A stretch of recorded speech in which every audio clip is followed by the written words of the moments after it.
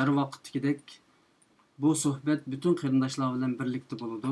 Qarindoshlarninki fikri taklifi ilinadi. Naq maydonga telefon qilib savol so'rasanglar bo'ladi.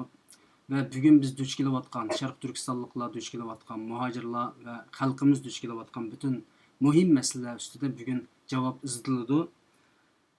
Va bu javob o ishning egisi bo'lgan, o savolning javobini haqiqiy turda ilmiy shaklda ilim tarafidan isbotli shaklda o'tirib qo'ya oladigan ustozlardan, siyosiy faoliyatchilardan va ilmiy akademik doktor bo'lgan mutaxassis Erkin Akram efendimden ilinadi bugun.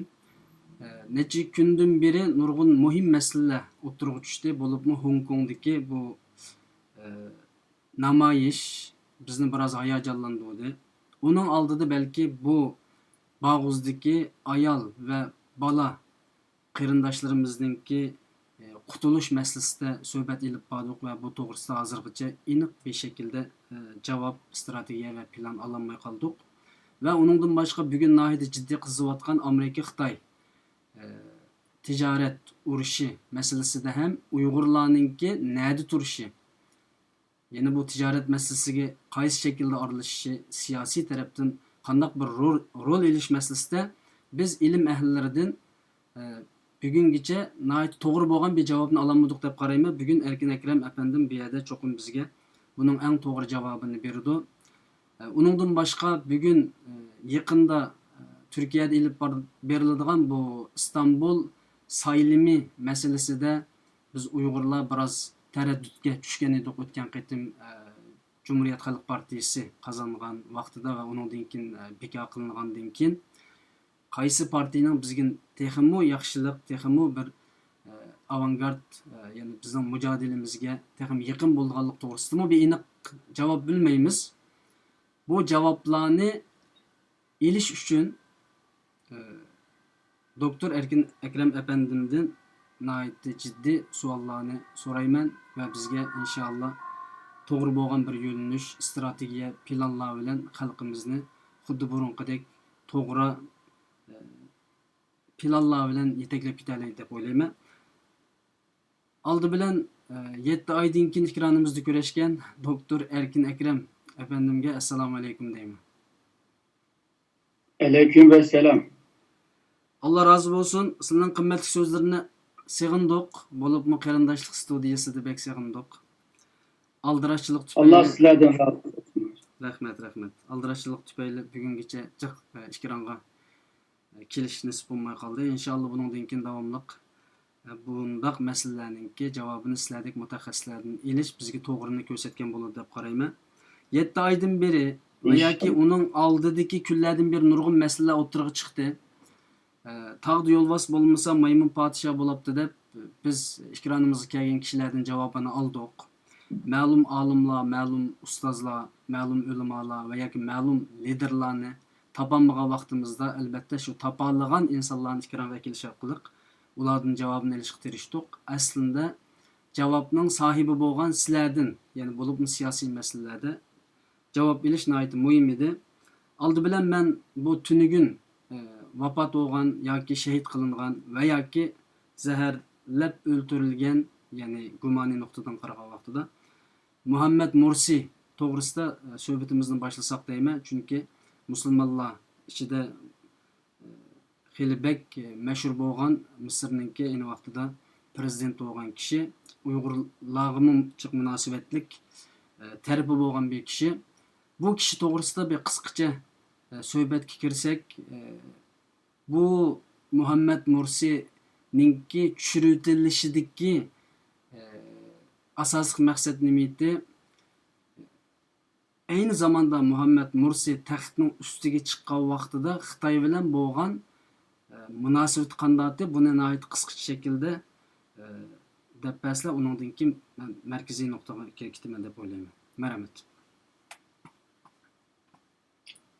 Merhum Mursi bir siyasi İslam'ınki hareketininki temsilcisi hem olup mu şu Mısır'da oturup çıkan İhvan-ı Müslim degan hareketninki temsilcisi.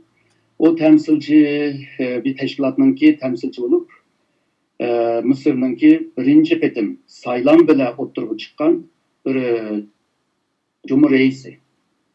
Fakat bunlarınki teşkilatınki göz kararları, teşkilatınki hareket nişanları ve şundakla bu teşkilatınki küçüğü, misalga bu teşkilat nurgun faaliyetlerini kılıdı. En köp şu cami siliş, mektep siliş, doktorhan siliş, bankaları var, medya var, yani matbuat var. Bununki aşkın okşaydıgan dernekler, vakıflar yaman köp. Yani manda diyen vaxtıda misalga Mısır'ın en çok doktorhan, şu ihvanlarınki sağan doktorhanı. Yani Mısır'da bir küçü var, hem de siyasi cehdeki bir düşünce bulup mu şu Garp devletten peyda boğan şu ulus devletninki tüzümüge karşı bir başkan. O en başta şu teşkilatınki kurgucusu Hasan Banna degen kişiden itibaren mevcut şu tüzümün Müslümanlara ziyan bir vatanlığını, Müslümanların sömür vatanlığını, Müslümanların medeniyetini yoktu etkenliğini ve Müslümanların cahil halga ekelgenliğini. Şununla bu Garp tüzümü ve sisteminki hata boğanlığını ve ilgili hukuk olsun, meyli şu müstakillik olsun, İslam bile bunu emelge aşıralaydıganlığını degendinken, hazırki şu oturuş şartı kurulgan nurgun, şunda meyli kanda tipti gibi devlet veya düşünceli gibi devlet, asas kanun kanda olsun, hemsi şu ulus devletliğe okşaydı. Okşığa bu ihvanınki düşüncesi bundak devletini yıktıdı degan gap. Şunun bu hoşun devletler bunda hareketini yaxşı görmeydi. Müslüman boğan takdirde. Şununla Muhsin'i çürütüş tabii bir ahval oldu. Hem garplıkla yaxşı görmeydi. Hem bunun hoşun devletler, Araplar özününki urtukan ve kıyrindaşlığını yaxşı görmeydi. Şu bir yıl dinkinle Mısır'da bir isyanla çıktı. Ondan sonra Ermi ceddeki bir zerbe, askeri bir zerbe yaşandı. Ondan hakimiyetini askeriler kolu düşürüldü. Yani Ermiler düşürüldü. Ve Mursi'nin sopta taktı. Sopta atışı bile buna netice ödep gitti. Tünü gün mahkemede şehit bulup ketlendi. Bunun sebeplerini tek hazırlıcı bilmeyiniz. Aldırapla küm bitikti. Bununki doktorxanadaki otopsi tekşireçler oldu mu, olmadı mı bilmeyim. Ertesi gün belki bu ahvallar yani asla çıkardı. Oylayman yani ölüm bilen münasebetlik sebepler veya kandak olanlığı hakkında doktorxanadaki raporları belki çıkıp kılış mümkün. Xitoy mesela Mursi prezident vaqtidagi Xitoy siyosetini kichikkina tushuntirib o'tib ketdi. Hamda Mursi Mısır'ınki Cumhurreisi bo'lgandan keyin Mısır'ınki en çok işi yani iktisat. İktisatını kim Mursi'ye yardım kılalaydı? Belki Xitoy. Çünkü Xitoy başka devletlerninki ideyasiga, insan haklarına, demokrasiye, İslami göz kararlarına karmaydı. Yani kim iktidarga gelse onun bilan münasebetini kuruydu. Mursi'den evvel Mısır bilan yaxshi münasebet kuruş tırışkan. Mursi vaqtida yani yaxshi münasebetini kurgan. Mursi'nin özüme Xitoyga berip ziyaret kılgan. Ve Mursi ketkendan keyin Sisi geldi general. Bunun bilan yaxshi münasebet kurgan oldu. Yani Mursi'ye alaydı bir göz karaş ya ki Mursi'ni yaxshi ko'rmaslik degan bunda bir ahvol yok Xitoyda. Mursi jetdimi yani Mursi'ninki Mısır devletimi Xitoydek hem pulu var hem yeterlik teknolojisi bo'lgan devlet bilan yaxshi münasebet kuruşma Mısır'ninki bir siyaseti. Mursi'den evvel mi şundaktı? Hazırki Sisi'nin hakimiyetimi yani şunda yani Xitoy bilan yaqinlashyapti. Xitoy Sisi Mursi'ninki vaqtida ko'p mablag' soldi. Mursi'ning vaqtida jiqaroq mablag' solamagandı. Çünkü Mursi'ninki iqtidor vaqti biroz qisqa bo'lib qolgan. Xo'sh. Yani Mısır'ı kim kelsin? Bunu soruşumdaki sebep. Bunun keyin mayli Sisi'nin o'rniga birisi chiqsin. Hozirgidek bu klassik bir siyosiy tuzilma davom qiladi degan gapmi? Ya'ni kim kelsa Xitoy yana shunaqa mablag' soladi, shuni qo'llaydi va ikkisi yana do'st bo'lishadi. Deb umuman shunday o'ylasak bo'ladimi? Bunun sebebi Mısırlıklar istiladan Mısır devleti yaxshi bir devlet deganlik emas. Mısır'ınki şu strateji o'rniniki muhimligi. Çünkü Xitoyninki Yeni İpek yolu stratejisinin deniz yolida şu Süveyş kanalından ötep O'rta dengizdan ondan keyin o Persiya bilan Yevropa bozoriga bormoqchi. Shuningga bu Misr Xitoy uchun muhim bir davlat. Mısır'da kim beshiga kelsin hammasi bilan yaxshi munosabatni o'rinlashtirish tirishadi Xitoy. Bu yalnızla Mısır için emas. Yani nurgun devletler için şunda. Zimbabwe için şunda. Bu Sudan için de şunda. Başka devletler için yani şunda okşayışın. Özünün menfaatini de münasebetlerini tarafı kıldırdı. Yani hazır bizimki Arapça teşvikatımız mesela Arap dünyasıga yangidan ichilyapti. Bazı qarindoshlar fidokorlik bilan Arapça teşvikatını başlap ketdi. Nəhayət yaxşı təsir beryapti. Arablar bizning dardimizni anglashga tushunyapti inshaalloh. Misrga nisbatan qanchalik ta'siri bo'ladi? Misr xalqi yoki Misr hokimiyatiga nisbatan buningdan keyin masalan ba'zan davlatlar Qatar va yoki Kuvayt va yoki bu Arab Birlashma Xalifaligi degandek davlatlar boshda Xitoy bilan bak yaqin bir shaklni boshlab, uningdan keyin bugungi kunda biroz o'zgarib bizning ancha-muncha da'voyimizni televiziyalarga keltiryapti, ba'zan parlament a'zolari o'ttirib chiqaryapti. Shunga o'xshagandek Misrda bundaq bir, ya'ni bizning tashviqotimiz, Arabcha tashviqotimiz, bundaq bir ishlarni olib ketilishi mumkinmi keyingi zamonda sizningcha shu Sisi'ning keyinida tug'an avval? Bence Mısır hükümeti yani Sisi hakimiyeti bu Uygurlarga hissasçılık bildirdiği dep oylamayın.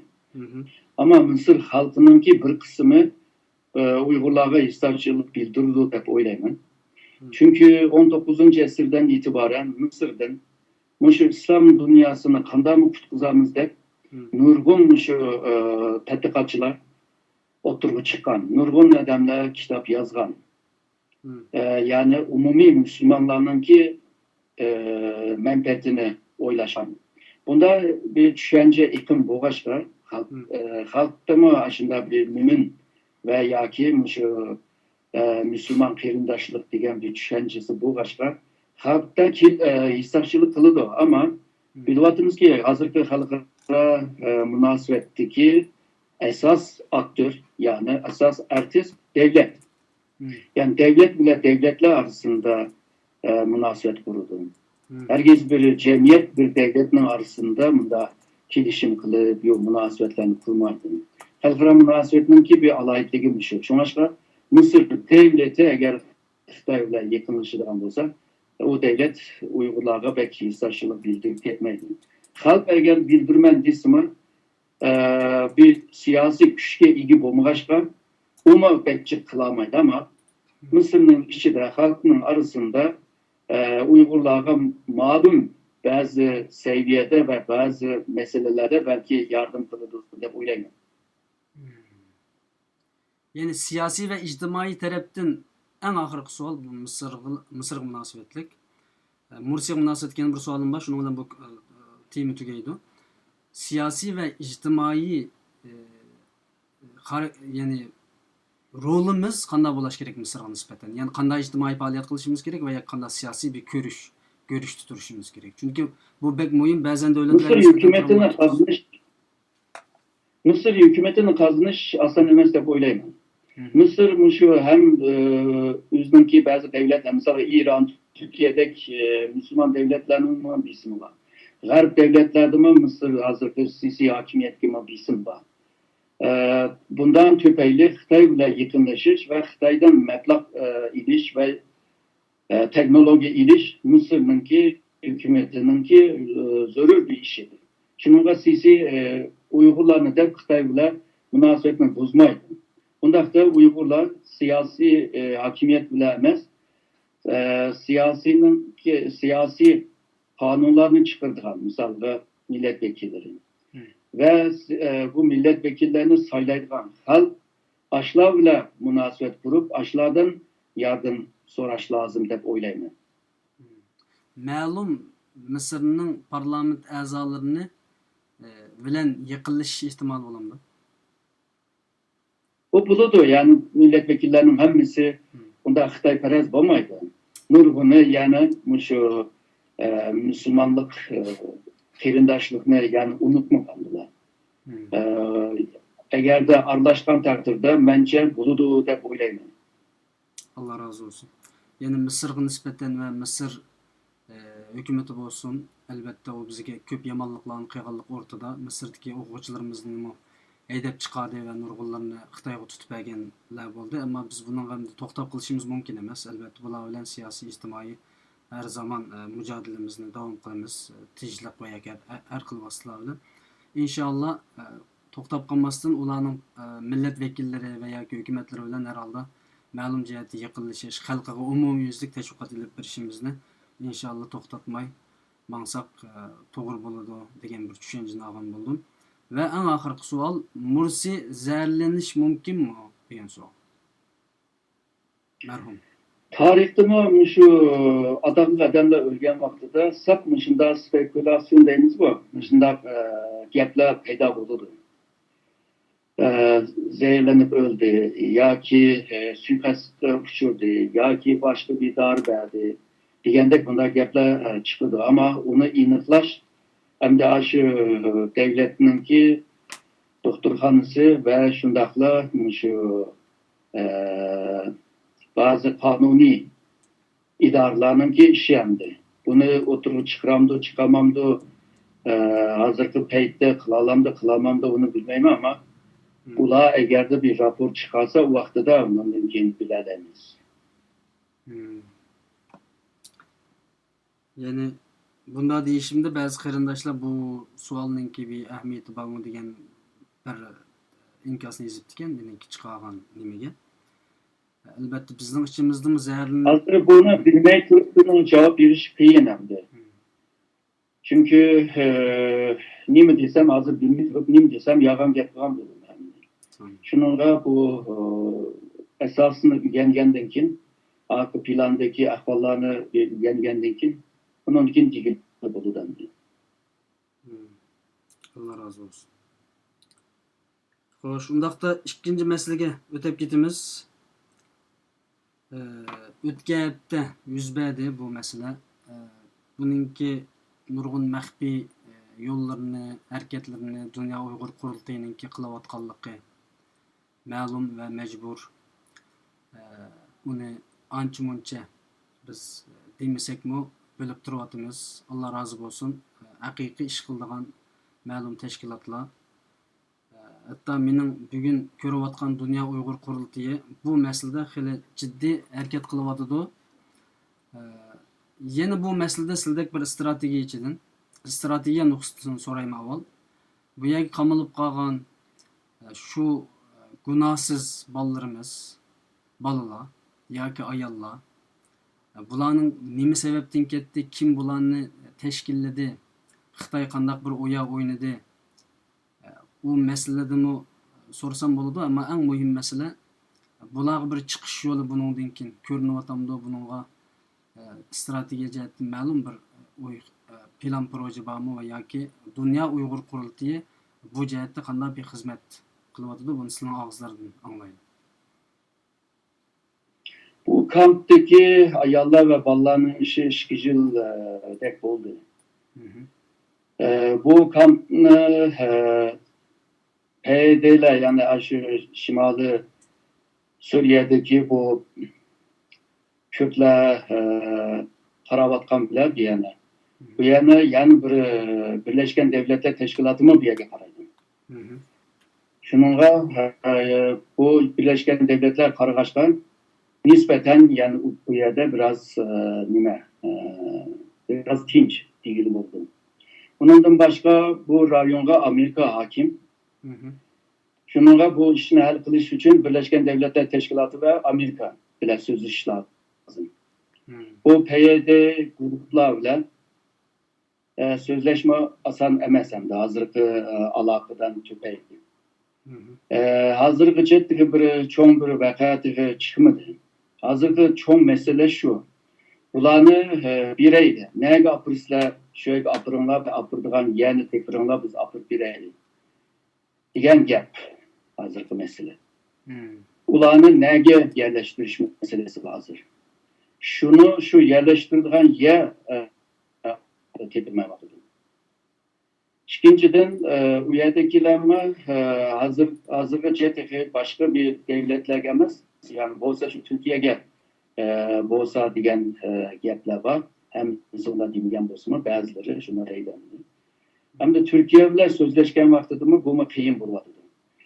Şununla bu işini yani bundaq işini çok mahfi yolu ile uslub ile qilish lazım.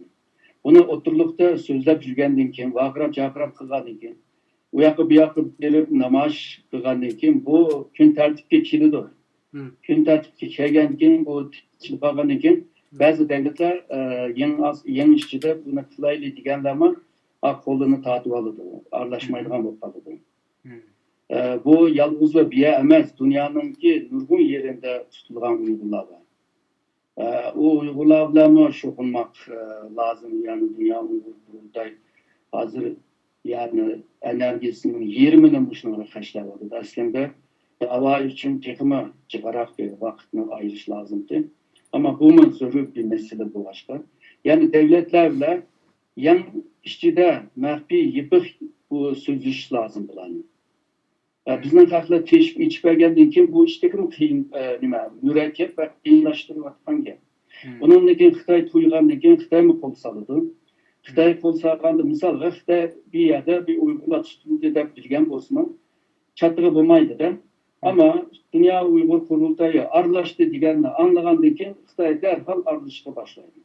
Aralashgandan keyin shu davlat bundan keyin bu ishni to'xtatib qo'yib Türkçe degan vaqtida esib qo'yib, yani hal qilmayman debchi.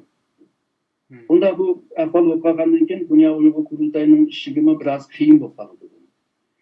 Shuni bunda bir ishlar bo'lib qolgan vaqtida buni shu Kurultayga deyishib, so'zlashib, ondan keyin maxfiy buni hal qilish lozim. Bunun uslubi shu, yani bunun qoidasi shu. Boshqa uslublar qilsam, bunun bu ham tutilgan bolalarga ziyon keladi. Hem de bu işinin hal buluşuna ziyan buldu. Yani hal olmaydıganlığa töp koşkan buldu. Yani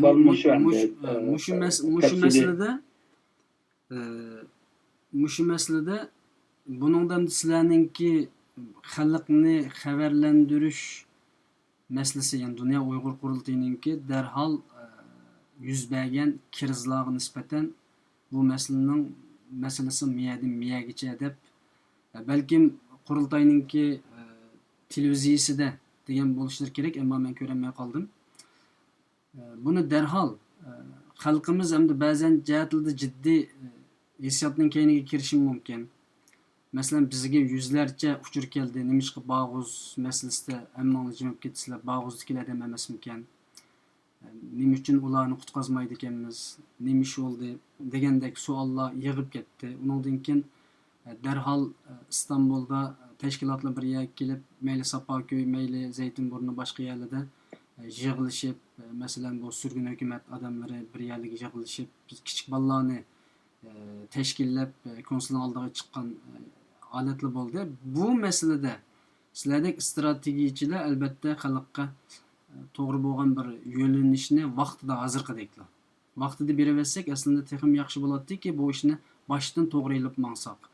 Bunda bo'lmagandan keyin ba'zi qarindoshlar hissiyotga tayiniblar o'zi bilgan planlarni, harakatlarni qilgan gapga. Ben de dedim yani bu undaq ishlarni çok maxfiy ilish lazım. Varançurun ilib bağgandan keyin nurgun ziyon bo'ladi. Yani bundan meselerini anlayman, tuyman deydigan adamlar bolsa, Bu iş tügenden kim bizden anlısı mı buludu yani. Kurultaydan ügensi mi buludu. Yani hal kılıp etkendan kim ügensi mi buludu. Mening Ama deganim bu shu jarayonda eğer de qurultay bundaq Dünya Uyghur Qurultayı nima uchun bu masalani biroz nim xarakterda masalan tashkilotlar bilan darhol ko'rishiblar buni mayli namoyish qilish masalalari bo'lsin. Agar xato bo'lib qolsa namoyish qilish buni darhol bu ish namoyish bilan bo'lmaydiganligi, maxfiy bo'lganligi to'g'risida jiddiy bir yig'in, chaqiriq. Ben hazır bunu tekrar 3. kıdımda aldım. Bu iş mahfi bir iş. Hı. Bu işini devletlerle hal kılış lazım. Yani teşkilatlarla hal kılgan iş emez bu. Yani Uygurlarda bir namaş ya ki bir oturaş ya ki bir meşrepin iş emez teşkilatının ki adamlarla oturup hal kılgan.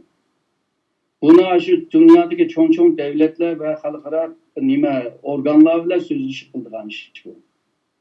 Yani bunu hemen uçup tepesek onundaki Xitay bilse, onundaki gayri niyetlik adamlar bilse bu işini buzudu da. Onundaki Uygurlarımız ziyan kilidi da. Dep bir iş emas. Bu ishni ma shaklda hal qilayli debla jamiyatdagi o'z kallasi bo'yicha ish qilayotganlar bilan ko'rishib bu ishni oshkora varang churung bo'lishdan saqlab qilish ne demakchiman. Ya köreşkenden kimle derhal oturup çıkıyordu. Bizden Uygurlar sırrını koruyamaydı ki. Tamam. Hem de ötkende çıkan haber mi? Yağan bir haber o. Yani o işini bildiğin adam o haberge karaplı bilgili oldu. Hem yazgıcıdan karaysa, hem yazgan o yazıktaki malumatları karaysa, onun o emelli bulamaydıgan gaplarını hem de yazgan gibi yağan buldu. Bu tadqiqatçılıkta bu istihbarat metotlarda abi seliştirdiğin üsluplar var. Ona karap da çıkıp da bunun yağanlığını bilgili bulmalı da bunu.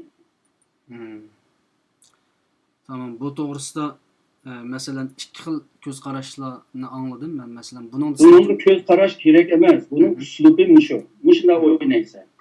Tamam. Yani futbolni basket topdek oynayamaysan yani.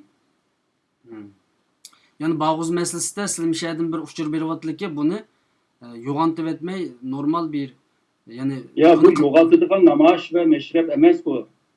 Bu işini mahfi hal qiladigan bir iş bu. Ben dedim çoğun devletlerle bu işini kılalaydigan devletlerle ya ki xalqaro organlar var, çoğun organlar ularla hal qiladigan iş bu. Allah razı olsun. Yani undaqda en axirgi savolimni so'ray bu to'g'risida.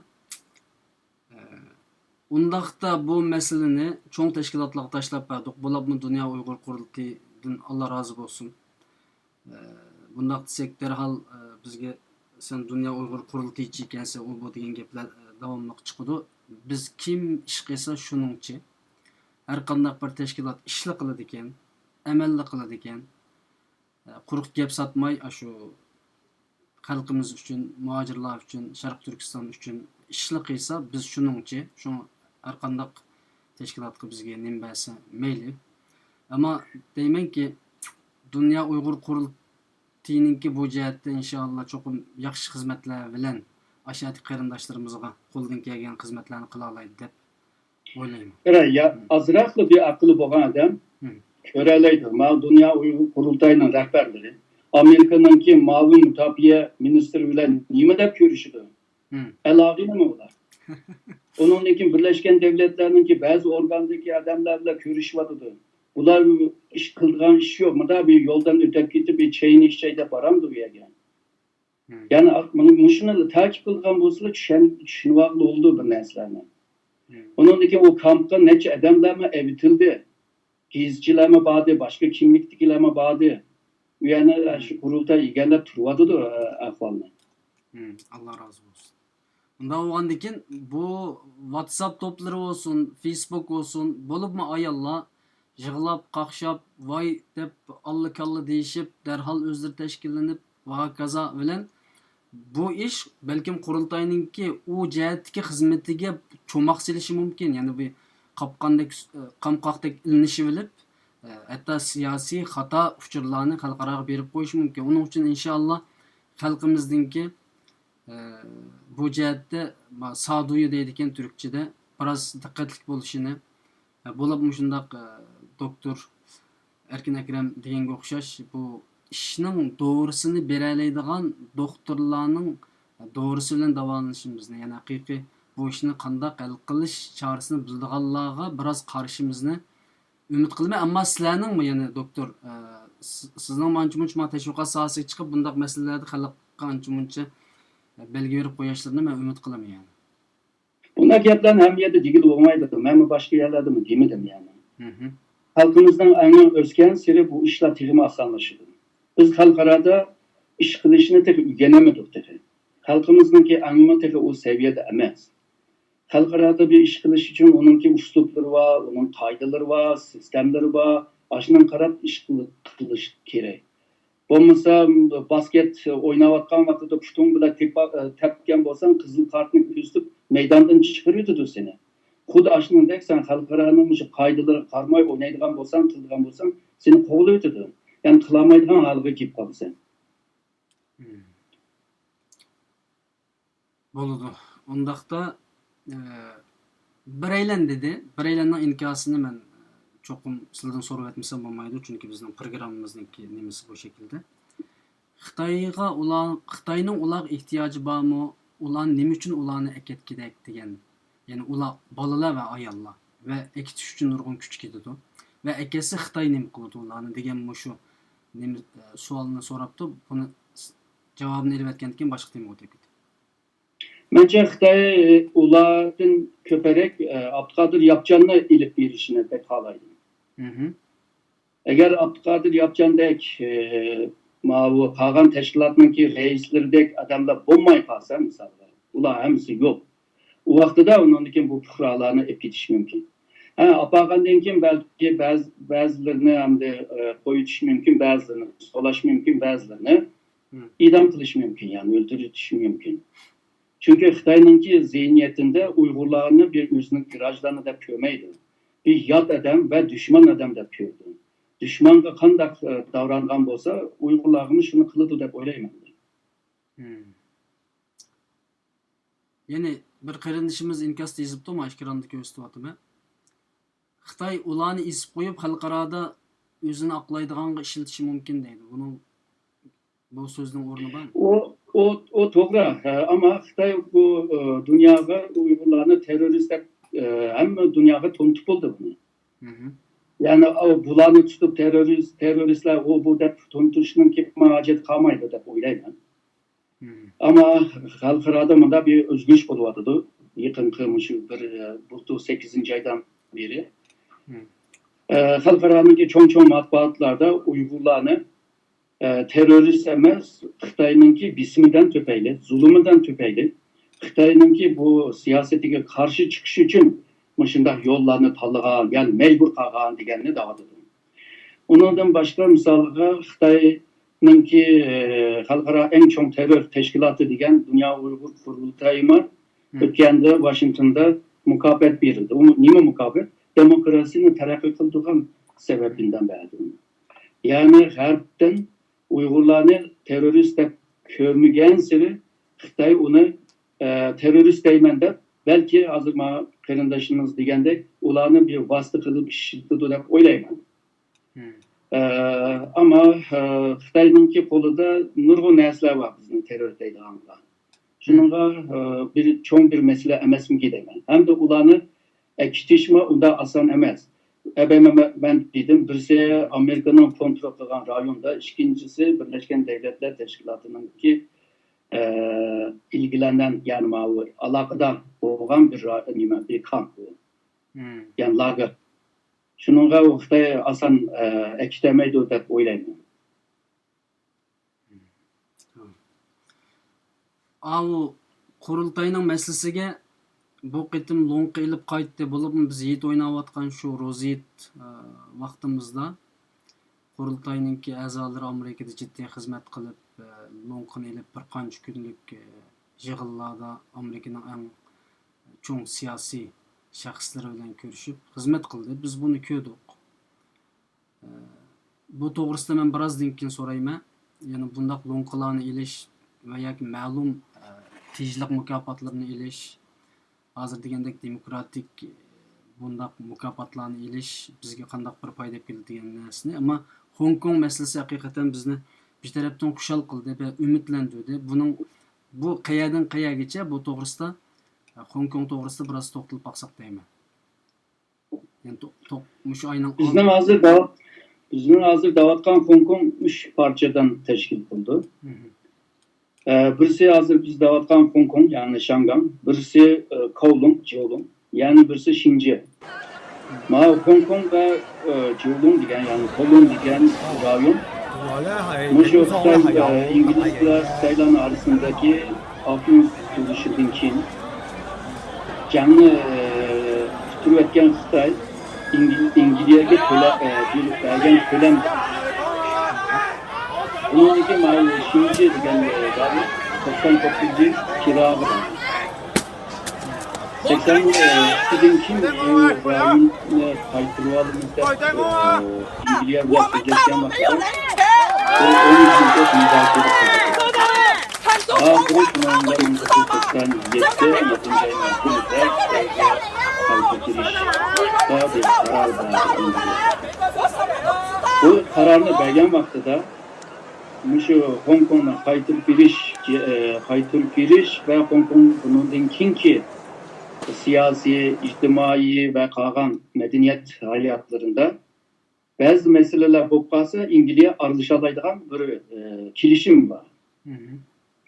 Şundakla bu kilişim Amerika'nı mı bağlaydı?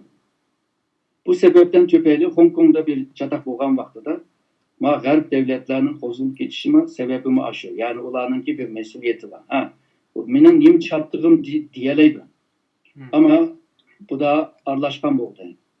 Nime işte bu diyen vaxtıda ma bu nime de bilimiz Hong Kong'da ötken yıllarda, aldırgı yıllarda mı namaş bulgan. Namaş buluşunun sebebi Xitay şu Hong Kong'daki otonomiye şu rejimde pek aralışıp gitti. Ve bu yerdeki siyasi terakkiyat ve kagan idari başvuruş çektimi kol silip gitti. Hong Kong'daki o muhtariyetlik yani otonomiyelik statüsü yani salaydı ziyanga uçurdu. Şununla bular namaş kılıp parti kurup şu Xitayga karşı çıkan. Ularını tutup türmege solap kıldı yani. Makitim bolsa hamda Hong Kong'da birisi cinayet işlep bakan bolsa Xitay merkezi hükümeti eğer de muş adamını kaytıp deydigan bolsa Hong Kong hükümeti kaytıp bir iş lazım. Fakat bunda bir kanun bulmuşta Hong Kong'da şu 3. aydan itibaren muşta kanununu cinayetlerini Xitayga kaytıp bir iş diyen bir kanununu çıkarışa başladı. Bu kanun layığı aldı. Normalde mandak bir baskışı var. Yani cereyan var. Yani bunda kanunlarını, layığı kanunlarını 2 kıtım ve 3 kıtım karab çıkıdı. Karab çıkıdı diyelim, karar verdim. Birinci kıtım eğer de karar belgen olsa, bir şikayem eğer de itiraz kısa, yani bulmaydı bunu yani tekrar kılaydıysa, ikinci kıtım oldu. Eğer de ikinci kıtımınki neticesi gibi birisi yani itiraz kısa, 3. kıtım bulundu. 3. kıtımda köpçülükninki avazı ötüdü diyen gel. Yani bir adam itiraz kısmı meyli deydiğinde ahval bulmaydı. Aslında bu şu kanunlara karar verdiğinlerinin ki köpü Xitay tarafları yani Beijing tarafları. Şunun bu kanun asan çıkıp gidiyor. Yani emilleşiyor. Hong Kongluklar ensiravadıdı. Biz miyede azrak bir çatak kıpasa tutup ekesse ya ki bizge tökmet kılıp bizini tutup ekesse ya ki misalga ben kitap kütüphanda bir Xitay bile Jiang Zemin bile ya da Xi Jinping bile münasebetli bir kitabını satsam benim yanı tutup gider mi? Dep bir yerde sorunlarda onun için Beijing'e bir tanıtık koysam beni tutup gider mi dep ensirgen dep bu Hong Kongluklar. Bununla aldığım günüme 2 milyondaki adam çıktı. Eğer de bulanın kıyırlarını, kisellerini mecburi işi bardığan adamlarını o bulanı çıkırıversek yani 7 milyonluk nüfusunun ki 20 çıktı desek buldu değil mi? Yani bunda bir Çin inkaz Xitay'nıma ensitken boz gerek de oylayamın çünkü Bu ikinci qitim karar çıkış, yani ikinci qitim kanun layihasiga karar berishni kesin muddat tashlandi da keyin qilamiz deb nim qildi, yani karar berdi. Demek ki Xitoy hokimiyati kendiga bir çamdam destidi degan gap. Yani Xi Jinping'e karşı nihoyatda cho'ng bir bisim bo'ldi degan gap. Bundan keyin bu nima Hong Kong'dagi alayda rayonlarning boshlig'i bo'lgan ayol boshliqmi, o'ma shu Hong Kongliklardan apu tiladi. Biz shunday hislarni o'ylashmayla qilsaptimiz, xafa. Yani bunun devamı qanday bo'ladi deb sorsam, buni Xitoy hukumati cho'qim shunday bir yaxshi bir fursatda, bir paytda buni yana o'tkazishga tirishadi deb o'ylayman. Agar de bunu o'tkazib olmasa, Xitoyninki Hong Kongda texnik kontrol ostida ilishi biroz ojizlashib qoladi. Xitoyninki maqsadi shu Hong Kongninki shu avtonomiya alayligini, salohiyatini yo'qotish. Xuddi 1955'da Xinjiang Uyg'ur Avtonom Rayoni degan qalpoqni kiygiziblar, Uyg'urlarninki bütün amallarni hammani yo'qotib etgandeklar bir ish u. Shuningga bu da Hong Kongliklar bunun qarshi chiqdi. Bularni taqdir qilish lozim, ya'ni methetmek lazım. Onundan başka misalga Makoga ve Tayvan'a ders bo'lgan bo'ldi. Mana Xitoy bir davlatda ikki tuzum deydi, 50 yil o'zgarmaydi deydi, mana 20 yil o'tib o'zgaryapti. Bu yomon bo'ldi, bu Xitoy Beijing hukumatiga ishonmanglar degan bir ongmi paydo bo'ldi. Biz buni burunla ko'rib qo'ygan, 55'da da ko'rib qo'ygan. 55'da o'tirib qo'ygan bir tuzumninki qonuni 84 aran chiqdi. Yani 55'da 84 gacha Xitoy qonunsuz boshqurdi degan gap. Qonun bo'lmay turib qanday boshqurg'ili bo'ladi. Shuningga davlatlar qurilgan vaqtida boshda meclis qurildi. Meclis qurilib bo'lgandan keyin hukumat qurildi. Chunki meclisda boshda bir asos qonundan chiqmasi lozim. Xitoy o'ngda to'ngda qilib yuryapti, ya'ni o'z bilganini. Shuningga Hong Kongliklarninki hozirgi tortayotgan shu nima ziyonlar biz burundan tortib kelyapmiz. Hoş. Bu Hong Kong meselesinde bir qarindoshimiz so'rabdi. Qanday bir kuch 2 milyon adamni başlıksız bir şekilde bunda bir umumiy namoyishga chiqdi. Yani herhalde bu bir sirtqi kuchmi bormi buningda degandek bir savol ekan. Sırttan çokum kuch var. Sırttaki matbuatlarda bularni teşvik qilmagan taqdirda unchalik cho'ngaymaydi. Bu bir. İkincisi Hong Kong'daki mayli Xitoyga o'sh bo'lgan partiyalar, gruplar, teşkilatlar bo'lsin, mayli o'ttirda turib olganlar bo'lsin, mayli Xitoyga yaqin turib, ama Hong Kong'ning menfaatini qo'g'daydigan tashkilotlar var. Bularni Hong Kong'da Janchi paydaydi. Janchi guruhları deydi. Bularning hammasi namoyishga chiqdi. Chiqishining sababi Hong Kongliklar 1980'lerden itibaren demokrasi bir tüzümge mangan. İnsanlar haklarına hürmet kıldıgan bir tüzüm, bir düşünce payda bo'lgan. Ularning kanunları hiç qanday bir siyasi, bir ideoloji, bir menfaatga qarab soplamaydı, yani ularning adliya tüzümü undaq emas endi.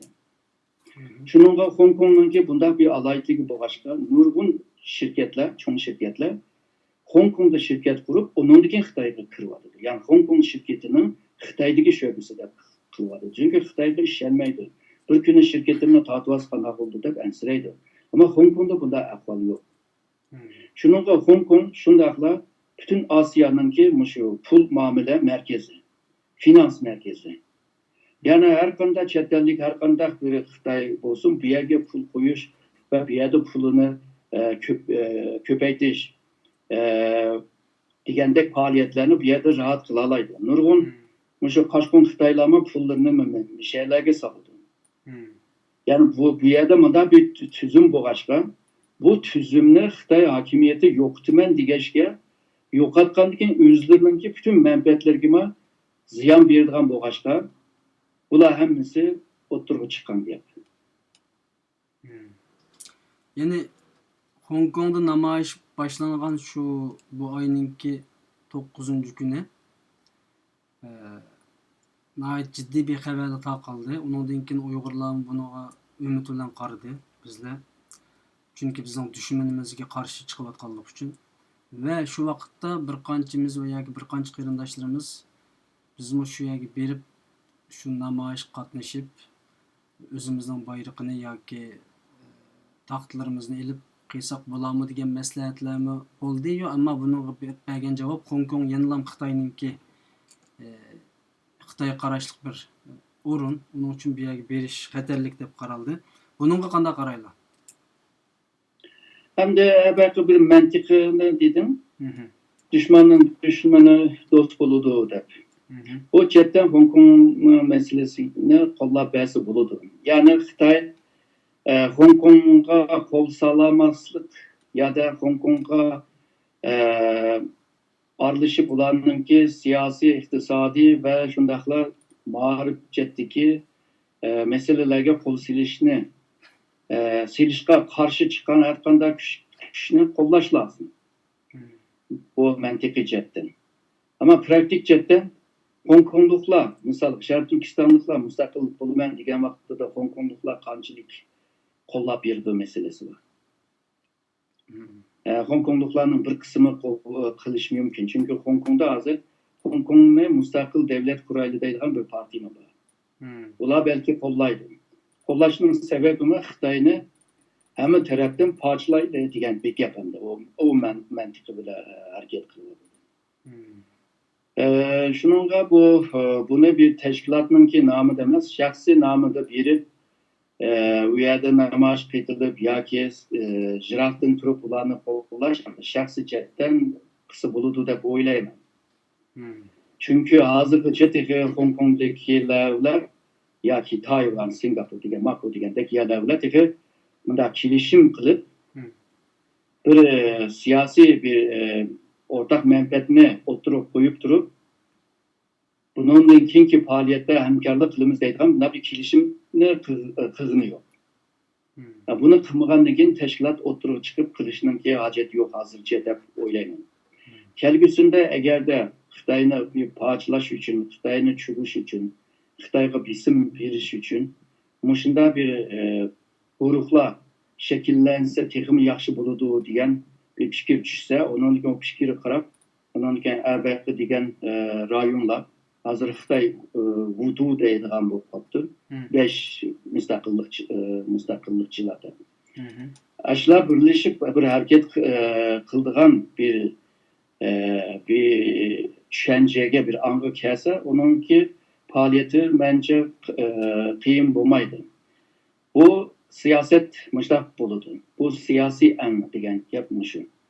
Ama siyasi en bo'lmagan taqdirda ya ular Xitoy tursa qanday bo'lmasa ular Xitoycha gap buludu deb. Misalga deylim, O'rta Sharqda nurg'un arablar bor. Bu arablar hamsi o'z oldiga davlat qurgan. Osiyoda nurg'un Xitoylar bor. Tayvan bir davlat, Singapur bir davlat, agarda Mako va Hong Kong mustaqil olsa ularmi bir davlat. Yani o'xshash bir millat cho'qim o'xshash bir davlat uchun xizmat qildi degan gapni yo'q. Bu inglizcha gapilgan jamiyatlar bor, ularmi ayrı bir davlat. Shuningga siyosiy jihatdan o'ylash va hissiyot jihatdan o'ylash bu ikki xil narsa. Yani bizningki Sharq Turkistonninki xalqarodagi faoliyatda, siyosiy faoliyatlarda ko'proq shu faoliyat ko'proq. Şunlaşqa ko'ringanlarning ko'pi hamda faoliyatchi, siyosatchi emas. Faqat bir davlatning, bir millatningki taqdirini belgilash uchun siyosat bilan hal qiladi. Chunki xalqaroda shunday bir fan bor, bu fan bilan ish qiladiganlarni siyosatchi deymiz. Ba'zi siyosatchiga o'xshamaydi, bunday qiladi u deb so'ralasizlarmi? Ama o yaxshi siyosatchi emas. Yaxshi siyosatchilar nurg'un o'yinlarni o'ynay oladi. nurgun kılıklarını kılalaydı. O kılıklar, oyunlar, bular vasıta. Məqsəd emas. Məqsəd aşı devletini tutquzuş, aşı milletini tutquzuşdur. Hong Kong'a barsak, namoyish qatnashsak, bizning shaxsiy bexatarligimiz masalasi shu. Masalan, Tayvanga normal berib keladi Uyg'urlar, ama Hong Kong masalasi. Hazırcha tek bu günahkarlarını qaytırıp beriş kanunu çıkmagaçta asan qaytırıp beremeydi. Yani Hong Kong hükümeti qaytırıp berdiğen mında bir hukukumu yok. Ama eğer de Xitay'nınki şpiyonları mahbi Hong Kong'a kirip ondan dekin kaçırsa o kaçıralaydı. Ama normalde Xitay'a beremeydi yani arkanda bir adamını. Çünkü ben dedim İngilizce mi bir kilişim var. O vaxtda da İngilizce mi bir isim işildi. O aksi de Amerika mı bir isim işildi. Bundaqda udullam sorasam, Hong Kong'a berip namoyish qilish ehtimolimiz bormi Uyg'urlar shaxsiy, yani tashkilot nomidan emas, shaxslar bor. Şəxslər bazı buludu ama eğer de bağan şəxsinin kimlikleri ve siyasi kimlik demek o. Kimliklerini bilip bağan bolsaq da belki ben degende şpiyonları bile onu kaçırış mümkün. Ki bunda kaçıran ahvallar oldu Hong Kong'da. Ötken de bir kitap satılgan adamlama yani kaçırıp eketlerini. Ama Hong Kong hükümeti bilmeyen halde bunu kıldı. Ama kimliği bilinmese bağlı buludu da oylayım ama eğer de Hong Kong'la bir şundaklı bir körep gireydi niyetli olsa bazı ama en yaxşısı bence şu sırttan kollap kısa buludu da oylayım. Hong Kong Müstakilçileri Teşkilatı bu sırttaki mi? Sırttaki o değil mi? İçide. İçide. Sırtçı. Sırtı mı var? Ulanın ki adamları var. Yani Hong Kong Müstakilçileri Teşkilatı ay Hong Kong'un özü de yani kanunluk resmi teşkilat mı? Şunda. Ular nispeten Xitay bir ama biz müstakil olumuz da bilmeydi onu. Hı. O teşkilatın ismi onda konulmaydı ama teşkilatın ki programları var, nizamname var. O nizamname ve programı karşısında o aşı Beijing hükümetinden kurtulup çıkış. Beijing'den kurtulup çıkış deganimiz Aha. bu qaysi ma'no beradi bu gap? Yani hazır Beijing hükümetiga bağlandı. Alaydı bir rayon sen. İç tarafta misalga mava mutabiye ve taşkı siyaset diplomasi cetten seninki hukukun bulmaydı ama onundan başka bütün hukuk seninki.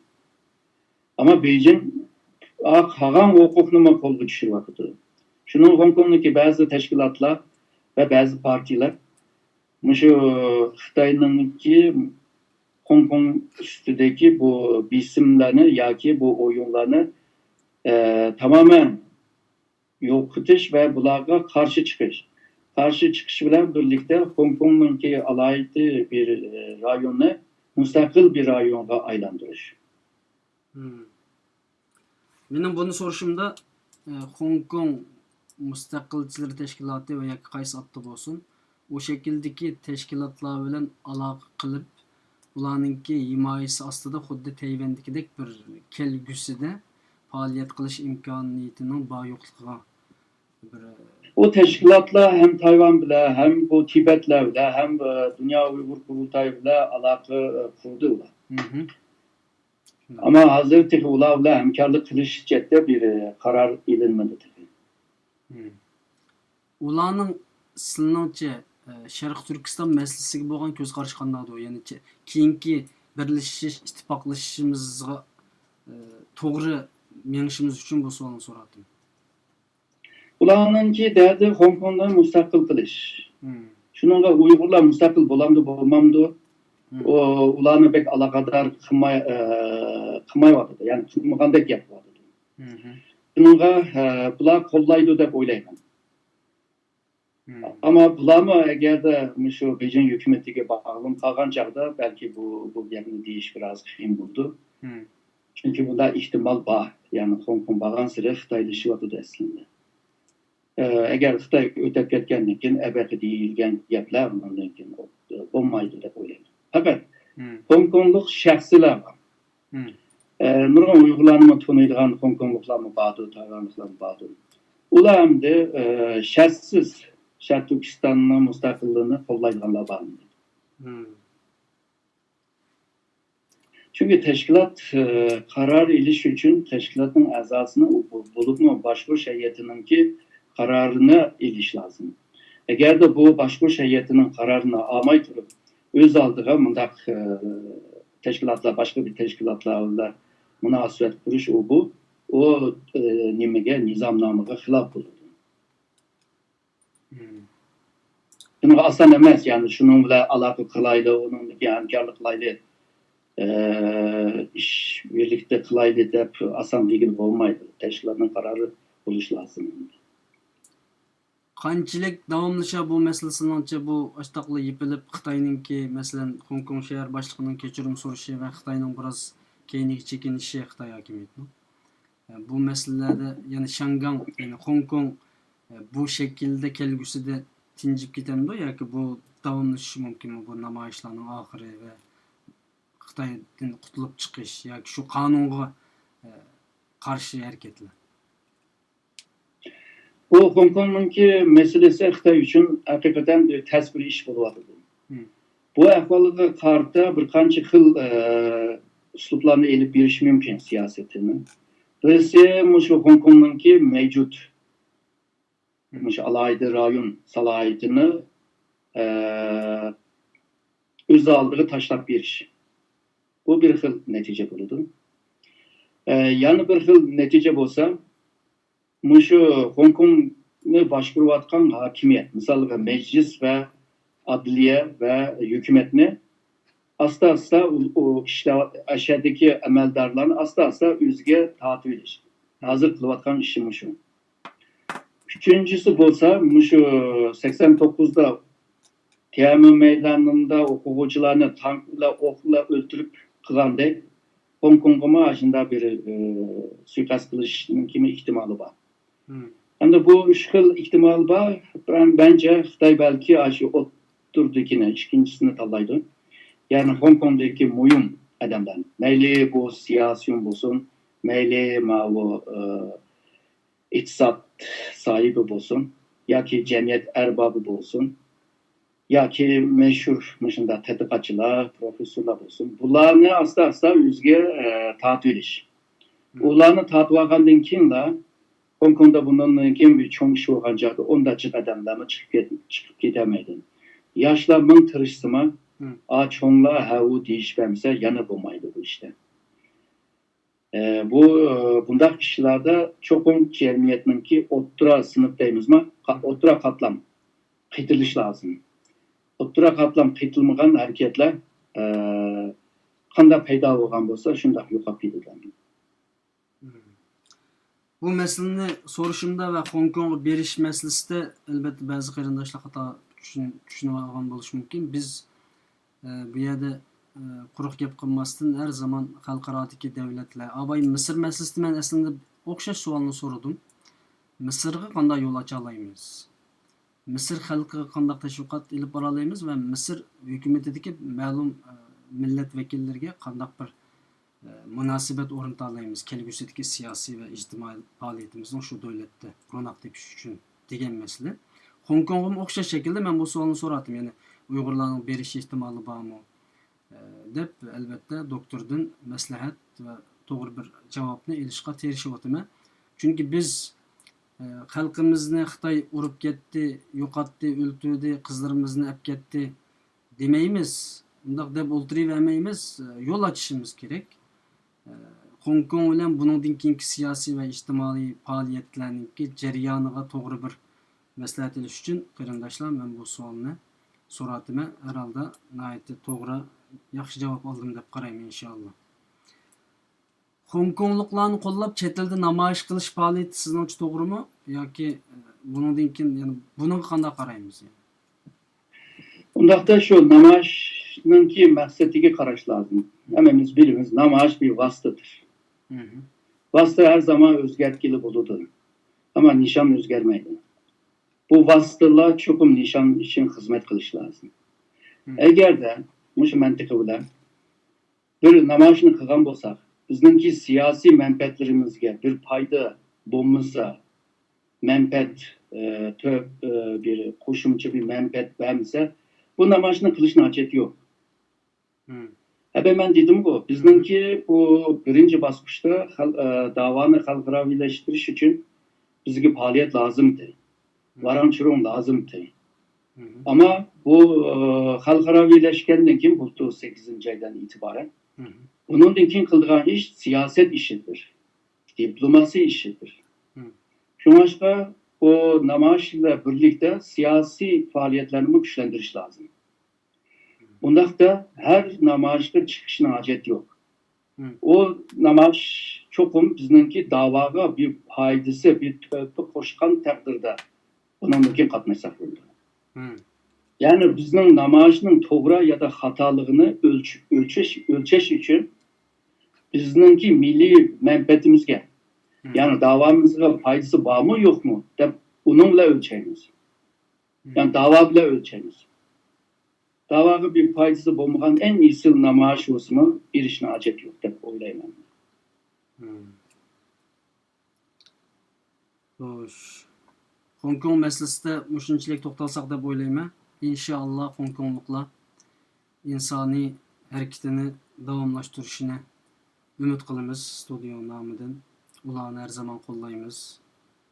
Qayerda bir haqiqatni chiqarman degan misollar bo'lsa, mo'yin bo'lgan bir ahvol agarda Hong Kongdagi bu harakat Guangdong va Xiaomingdagi ashunday o'lkalarga yeyilgan taqdirda bu vaqtida bu Hong Kongdagi namoyishning Xitoyga bergan ta'siri cho'ng bo'ldi desak bo'ldi.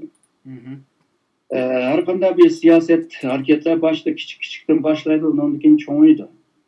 Mao'ning o'zimi deydi-ku, kichik bir yolg'on küçüktür ama bu yeyilib ketgan vaqtida bütün hamma yerni yoqadi deb. Shuning bu agarda Guangzhou'na başta ta'sir yetkazsa, ondan keyin Xiaomingni yetkazsa, qolgan yerlar hamda shunga egishib ketadi deb o'ylayman. Shuning Hong Kong'ningki shu namoyishlari shu qitim bilan to'xtab qolmaydi. Bundan keyin devam qiladi. O'tgan yil turmaga solayotgan shu yosh bolalarningki raisi vardı. Joshua degan. Onu hozir shu bismdan to'payli qo'yibdi. Turmadan chiqdi u. O chiqqandan keyin texmo bir faoliyatlar kuchlanishi mumkin. Bu Xitoyningki keyniga destiganligi, yani qo'rqib, ansirab siyasetinin, bisim siyasetini biraz yumuşatkanlığını kötüdür diyelim. Onun keyin ularni hem de hizmetten ip taşlaydı hem de. Mujuna bir ceryanı yanı körmüz. Eğer Hong Kong'la her yılını muşunu bana kılıp her yıl muşla bir namoyishni başlasa hem de bu asta şu Xitoyningki başka ülkelerge yiyilip ketish mümkün. Eğer Hong Kong'luklar yana şu Tayvanlıklar bilan yoki Uyg'urlar bilan, Tibetliklar bilan, o'quvlar bilan hamkorlik qilgan bo'lsa, kuchini texmo kuchlandira oladi.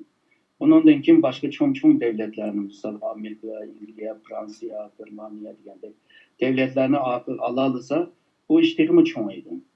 Hamda oldimizda ko'rmiz, chunki Amerika bilan Xitoyningki savdo urushi davom qilyapti. O savdo urushi bilan birlikda boshqa sohalarga yeyilyapti.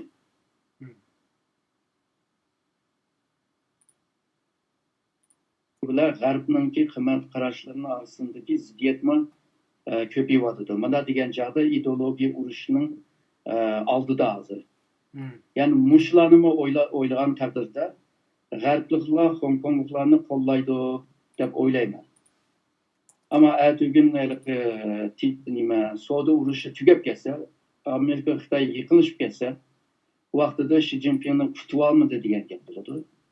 Xi Jinping agarda shu savdo urushida yenilib qolmasa, yani kutib olsa demayapman, yenilib qolmasa, Xi Jinpingningki o'rni texmo kuchlanadi. Xi Jinping bu shu jangdan keyingi qahramon bo'lib chiqdi. Bu vaqtida texmo qattiq siyosatlarni ilib bordi. U vaqtida balki Hong Kongga Çin qattiq siyosatni ilib bordi deb o'ylayman. Demek hazır Yani intayin ular halkılık tutaş. peytkende. Ha, İntayin halkılık peyt. Bizge nispeten mi intayin halkılık peyt degan gap. şunda, şunda. Yani Hong Kong to'g'risidagi maslahatları bu kadar.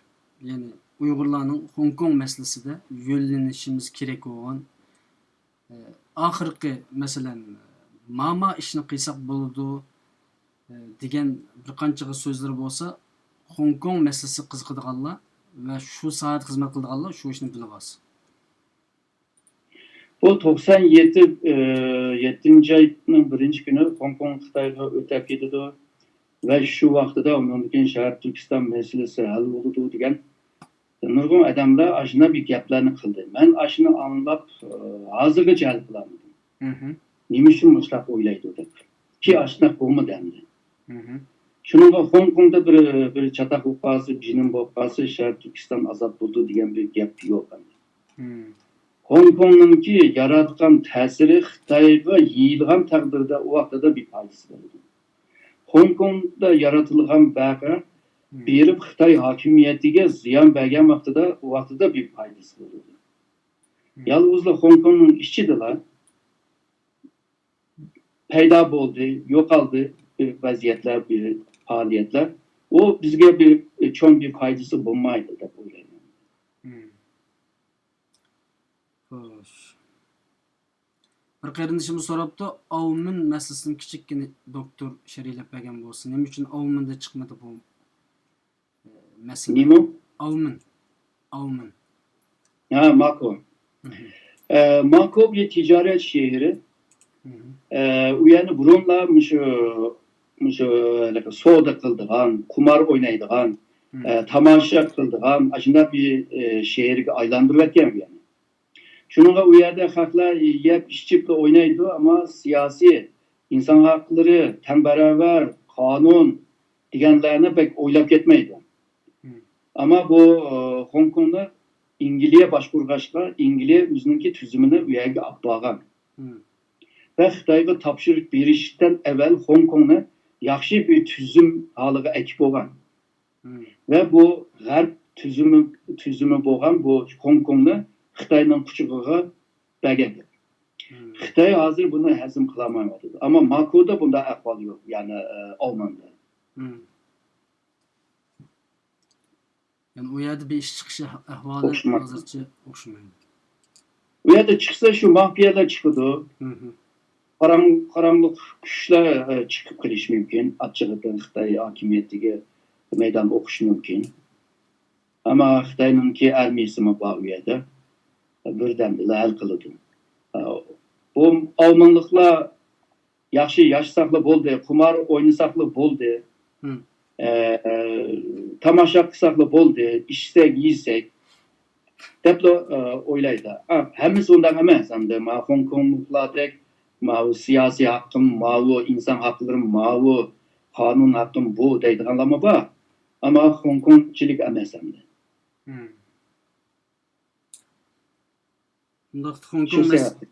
Hong Kong meselesini inşallah ümit bilen Hong Kongluk kanun söylerliğine ümit bilen inşallah kollayımız degan söz bilen bu temi tügüsün. Ve en kızık bir noktaga kelimiz. Bu noktada biz nurgun qeyrindaşlı oturga çıktı. Bazen siyasi faaliyetçiler, rehberlerimi bazı konferanslarını yoki siyasi faaliyetlerini ilip biradı emmi devlette. Ama emmi devlette her xil sözler bilen mesela Amerika'nın Xitayga karşı bu ticaret uruşida Şarkı Türkistan meselesini oturup koyuşunu, bunu arlaştırışını oturup koyganlar oldu. Bazen qeyrindaşlık değil ki bu Şarkı Türkistan meselesi bilen Amerika'nın Xitay otursidagi savdo münasebet meselesini arlaştırmay ikisini iki xil şekilde ilip beriş gerek. Çünkü iki mesele degandek meseleler oturup koyuldu. Şu Amerika Xitay savdo münasebetinde ornumuz qayerda turish kerak. Qaysi rolunu alsak yaxshiroq bo'ladi deb bundan başlayayım. Ben bunu bir tarihi bir ötmüşle düşündüreyim. Bu Şimşek hakimiyeti bir zalim hakimiyet olanlarını biliriz. Halkımız naite kıyınçılıkta yaşayacaktı. Bunda bir paytda mushundaq Şinsayni o'rnitib mustaqil bir Sharq Turkiston qursak deydigan nurg'un munavvarlar bordi. Buni ruslar biletdi. Şinsay shu Gomindan tarafdori bo'lgandan keyin 43dan keyin Ruslar ondan keyin bu yerda bir yerli xalqlardan tashkil topgan bir hokimiyatni quraylik deb planlagan. O plan 1943 yılının 11. ayda planlandı. Bu planla birlikte ondan keyin milli faaliyetga o'tdi. Bu yerda Sharq Turkistonda nurg'un nimalarni adamlarla ko'rishdi. Janubdan, shimoldan degandek. Ham hatto shu nima Urumchida. Faqat muvofiq bo'lgan bir nima ahvol shu G'o'lchidan chiqdi. Ya'ni Ruslar, KGB'ning adamlari oxiri shu Alixan To'rani topgan bo'ldi. Bular G'o'lchininki Arshan rayonlarida mahfiy kurashdi ve u yerda so'zlashdi. Ya'ni Sovetlar ittifoqi Uyg'urlarning mustaqilligini qo'llaydi degan gap. Shu vaqtda talash tortishlar bo'lgan. Sovetlarga ergashsak, ertaga Sovetlar bizni yo'qotib etsin. Chunki Sovet degan tushuncha bizningki milliy tushunchamizga bilan o'xshamaydi. Bunlar kommunist, biz emas. Birileri deydi, bu hazır bunda bir paytda, bunda bir sırttan bir kuch bizni qo'llagan vaqtida biz nima uchun foydalanib qilmaymiz bu ishni deb. Shuningla G'o'ljidagi cho'nglar bir yerga kelib, buni necha muzokara qilib, oxiri shu ishni qilvoqcha, shu Sovetlar bilan hamkorlik qilaylik. Ondan keyin yo'limizni ayirsak-mı bo'ladi degan bir yer keldi. It was yet another Shuningga bo'ladi deb qabul qildi. Qabul qilgandan keyin Sovetlar ondan keyin Almatada ve Bishkekda yetishtirgan Uyg'ur yoshlar bordi. Ularni darhol mamlakatga soldi. Ular mamlakatning har yerinde biz nima uchun mustaqil bo'lmaymiz degan shiorlarni va shunga o'xshaydigan shu nima kichik daftarlarni yeyishga boshlagan ve bir siyasi atmosfer yaratan. Ahiri shuningla hammamizning bilgandek 44 yılınki 11. ayda bu devlet cumhuriyet kuruldu. Fakat Sovetninki maqsadi bu yerda bir mustaqil devlet qurish emas. Çünkü bir mustaqil devlet kurulması O'rta Osiyodagilarni talab qilish mumkin. Yani O'rta Osiyodagi bu Sovyet sosyalist cumhuriyetlarga ziyon berdi, yani bunday deganda. Ondan keyin bu mustaqil devlet yolg'izlar Sovetlar bilan emas, Japonlar bilan shu vaqtdagi cho'ng devletlar. İngiliz ve Amerika bilan aloqa qursa, bu vaqtda men kontrol qila olmayman deydigan o'yi vardı. Shuningga qurvoqcha cumhuriyet dedi ama Xitoy bilan 1945 yılının 8. ayınınki 15'i, yani Moskva vaqti bo'lsa 14'ü bo'ldi. Xitoy bilan kelishgan bir dostluk kelishim vardı. Onu imza kıldı. O imzanınki ayrıca bir maddesi vardı. Üçürüm maddesi, 2 madde. Bir madde Sovetler bunun keyin Sharq Turkiston Cumhuriyetiga aralashmaydi dedi. Shuningga manasida qilgan. Shuning bilan Ruslar bisim ishlatdi, sizlar mustaqil istamaysizlar, otonomiya istaysizlar deb bisim ishlatish boshlagan. Bu misal bu hikayeninki tarihininki bir devamı var. Misalga 1949 yılda 4. aylarda Amerika ve Sharq Turkistonda bir devlet kuraylı deb planlagan. Ama o vaqtda bizninki cho'nglar bununla yar bermedi. Nurg'un sebepler var mıydı? Hem Sharq Turkistonliklarninki ortak ittifaqlik bir hali yoktu. Hem de başka cetten, misal elmi cetten bu işini ilip bardıgan adamlar mı yoktu. Azdı hem de yok emas de. Hem de Xitoy şu nimge Sharq Turkistonga besib kirdi, Sharq Turkistonni ishg'ol qildi degan gap so'zlar bordi. Ve o vaxtlarda bazı adamlar chet elga ketishga boshlagan. Degandek Sharq Turkistonda Amerikaliklar bunu qilolmadi. Amerikaliklar shu Xitoy Sharq Turkistonga kirgan vaqtida ondan keyin chiqib ketganlar. Yani bu Sharq Turkistonda bir devlet kurulup kalanmadı. Şunu demekçimen. Yani bir devletler eğer de Sharq Turkistonliklarni qo'llab qolgan taqdirda qandaq ular bilan hamkorlik qilish va qayerda hamkorlik qilish, qaysi mazmunda, qaysi yo'lda qilish. Bular nihoyatda cho'nqur meseleler ve shundaqla murakkab meseleler. Hozirgi to'k Uyg'ur bularni ilib baramaydi deb o'ylayman. Mushu 44 Cumhuriyeti kurulgan vaqtida Sharq Turkiston Cumhuriyetiga nurg'un mushu Abeymen degan Bishkek ve Almatı'da yetişken yaş Uygurlar emas. Qolgan Kazak, Kırgız, Tatar degan başka milletler, hatta Ruslar aşı milletlerden yetişken adamlarni evetken. Aşı adamlarla ondan keyin bu hakimiyetini tutup turgan. Ki bu Ruslar adamı bu başka bütün Uygurlarni kontrol qilib turgan deganda. Şununla hazır bizimki yaşlar derhal yetişip oturup çıkış lazım. Xalqarada bir vaziyette özgür vadıdı. Misal evvel dedim, xalqara matbuatlarda Uygurlarni terörist demeydiğen oldu. Ve burun Uygur dedi hazır Sharq Turkiston mı deydiğen oldu.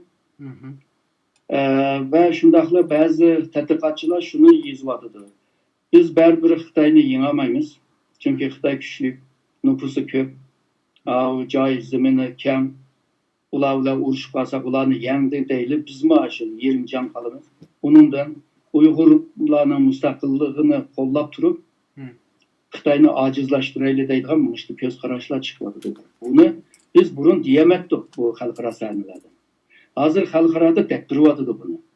Hozir shunda kritik, shunda nima kelimani topamayaptimi?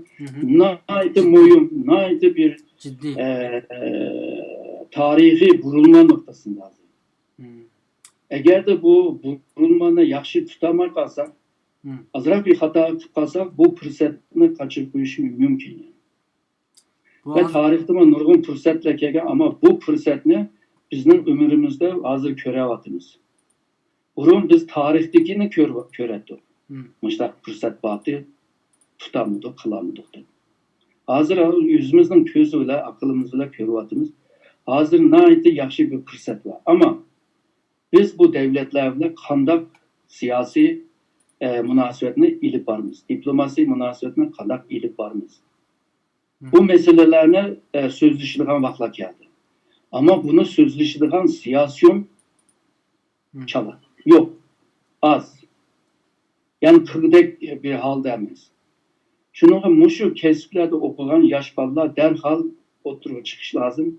Vatanımızdaki takdiri, milletimizin takdiri bana muşu günlerde bir özgürlüğünki başlangıcıdır.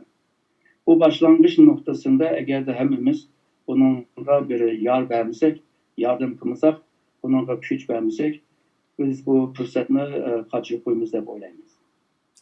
Ama eğer de muşu evvelmen degandek siyasi, diplomasi ve qolgan sahalarda bu devletlerle o münasebetini yaxshi qilamagan taqdirda yoki bu san'atni yaxshi ijro qilamagan taqdirda biz ziyon tortadigan taraf bo'lib qolamiz. Shuningga bu manfaat ve risk, krizis her zaman bir yerda. Krisis vaqtida onundan kim menfaatni qo'lga tushiradi. Hozir xalqarodagi bu o'zgarish yolg'izlar bu Xitoy bilan Amerika arasındaki bu savdo urushi emas. Bu shundaqla Amerika bilan Xitoyning arasındaki kim bu dunyoning xo'jayini urushi var bu yerda. G'arb bilan Sharqningki ideologiya urushi var. G'arb ve Sharq arasındaki ticari ve iqtisodiy urushi var bu yerda.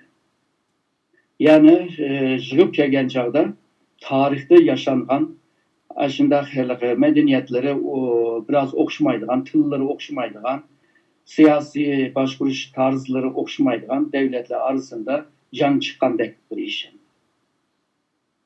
Misalga Gollandiya İspanya'ya meydan okuyan. Hı. Hollandiya'nı bir vali baş bıraktı İspanya'nı. Hı. Ular birlikte oldu, birlikte hakimiyet kurdu ve İspanyalı valini kovladı ve özünün hakimiyetini kurdu. Ve şundakla denizninki en kudretli güçünü kurdu. Ama Hollanda'ya meydan okuyan kim oldu? İngiliz oldu. Fransa mı kılan ama İngiliz oldu. Bunu mağlup kılan ama İngiliz yani deniz güçünü. Ama Hollandiyalıklarının ki kılan ticaret bile tapkan pulunu pul muamelesi diyen bir sistemini kurup çıktı. Yani hazırda biz bilgen kredi sistemini aşılar kurup çıkan. Ama Uygurlar 10. esirde ama kurgan bununki iktidai halini. Ama İspanya ve Portekizler ular burun pul tapkan ama pulunu, kandak pul tepişini bilmeyeceğken tapkan pulunu haşlap tüyütük oldu. Hollandalıklar bu tüzüm bile nurgun pullarını tepip 1-200 yıl canını sordu. Niçin canını sordu? Çünkü siyasi cepten, ticaret cepten dünyaya bir kaydı yarattı. Kaydı yaratmışlar, o kaydı bile uzun yaşadı. Hem Fransiyalıklar İngilizce meydan okudu, onun için Germaniya İngilizce meydan okudu. Sovyetler Çarlık Rusya İngilizce meydan okudu. Japonya, Amerika ve İngilizce meydan okudu. Sovyetler onun ki Amerika meydan okudu. Digendek. Bu dünyanınki bir tarihi hadise bu. Yani hazır Xitay'la Amerikan arasında müşterek bir nesne yaşanıyor. Hem de tarihte sap başına canlılar tüyde. İngiliz bu şu dünya hakimiyetini Amerika ötküz belgen vaxtıda can olmadı. Kakanlarda hemsi bir can oldu, kan oldu. Kan bile tüydü. Bu Xitay ile Amerikan arasında cık nesle okşumaydı. Bunların arasında mı canınki ihtimali var. Şununla Amerika hazır bütün kurallarını açık. Xitay'ını yeni aldığın kuralınınki stillerini, tarzlarını yardıvadı da hazır. Meyle arıplandır bolsun, meyle hücum arıplanı veya ki deniz astı, deniz üstü uruş perhutları bolsun. Hem seninki stilleri şu Xitayga karta kılındı. Burunki stilleri Sovyetler İttifakı'na karta kılıngan. Yani bir can buluşunun aldığını iliş için Amerikalıklar kural cihetten tırışmadı ama Amerika dedi ki Xitay'la uruş kalsa Xitay'ını yeni almamız ama Amerika'ma yerim can bokalıdı. Amerika onunla tügüşüdü de. Bunda bir göz karaş var. Bu göz karaştan töpeyli Xitay'la can emez. Xitay'la başka bir xil can kılaylı ve Xitay'nınki rejimini özgerteyli deydiğim göz karaş var. Eğer de günün biri de Xitay ve Amerika'nın digenlerini unap kalsa bu vaxtıda biz digen bu fırsat Uygurlarga bolgan tarihi burulma noktası dedik o. Aşı fırsat tügeydi degende. Şununla hazırki peytte muşu devam kılıvatkan ceryanda derhal bir işlerini kılış lazım. Eğer de bunu kaçırıp koygan takdirde bu biz öyle koygan nekin neyim oldu bilmeyim ama yani fırsatını kaçırgan bölümüz yani. Şuna bir peytte. Yani şuna başka akıllık adamlar, anlık adamlar bir yere gelip vatanın, milletinin takdiri bile şokunmak ve bunu kolda kılış için dünyadaki devletlerle kandak siyasi senetini kandak icra kılış meselesi var.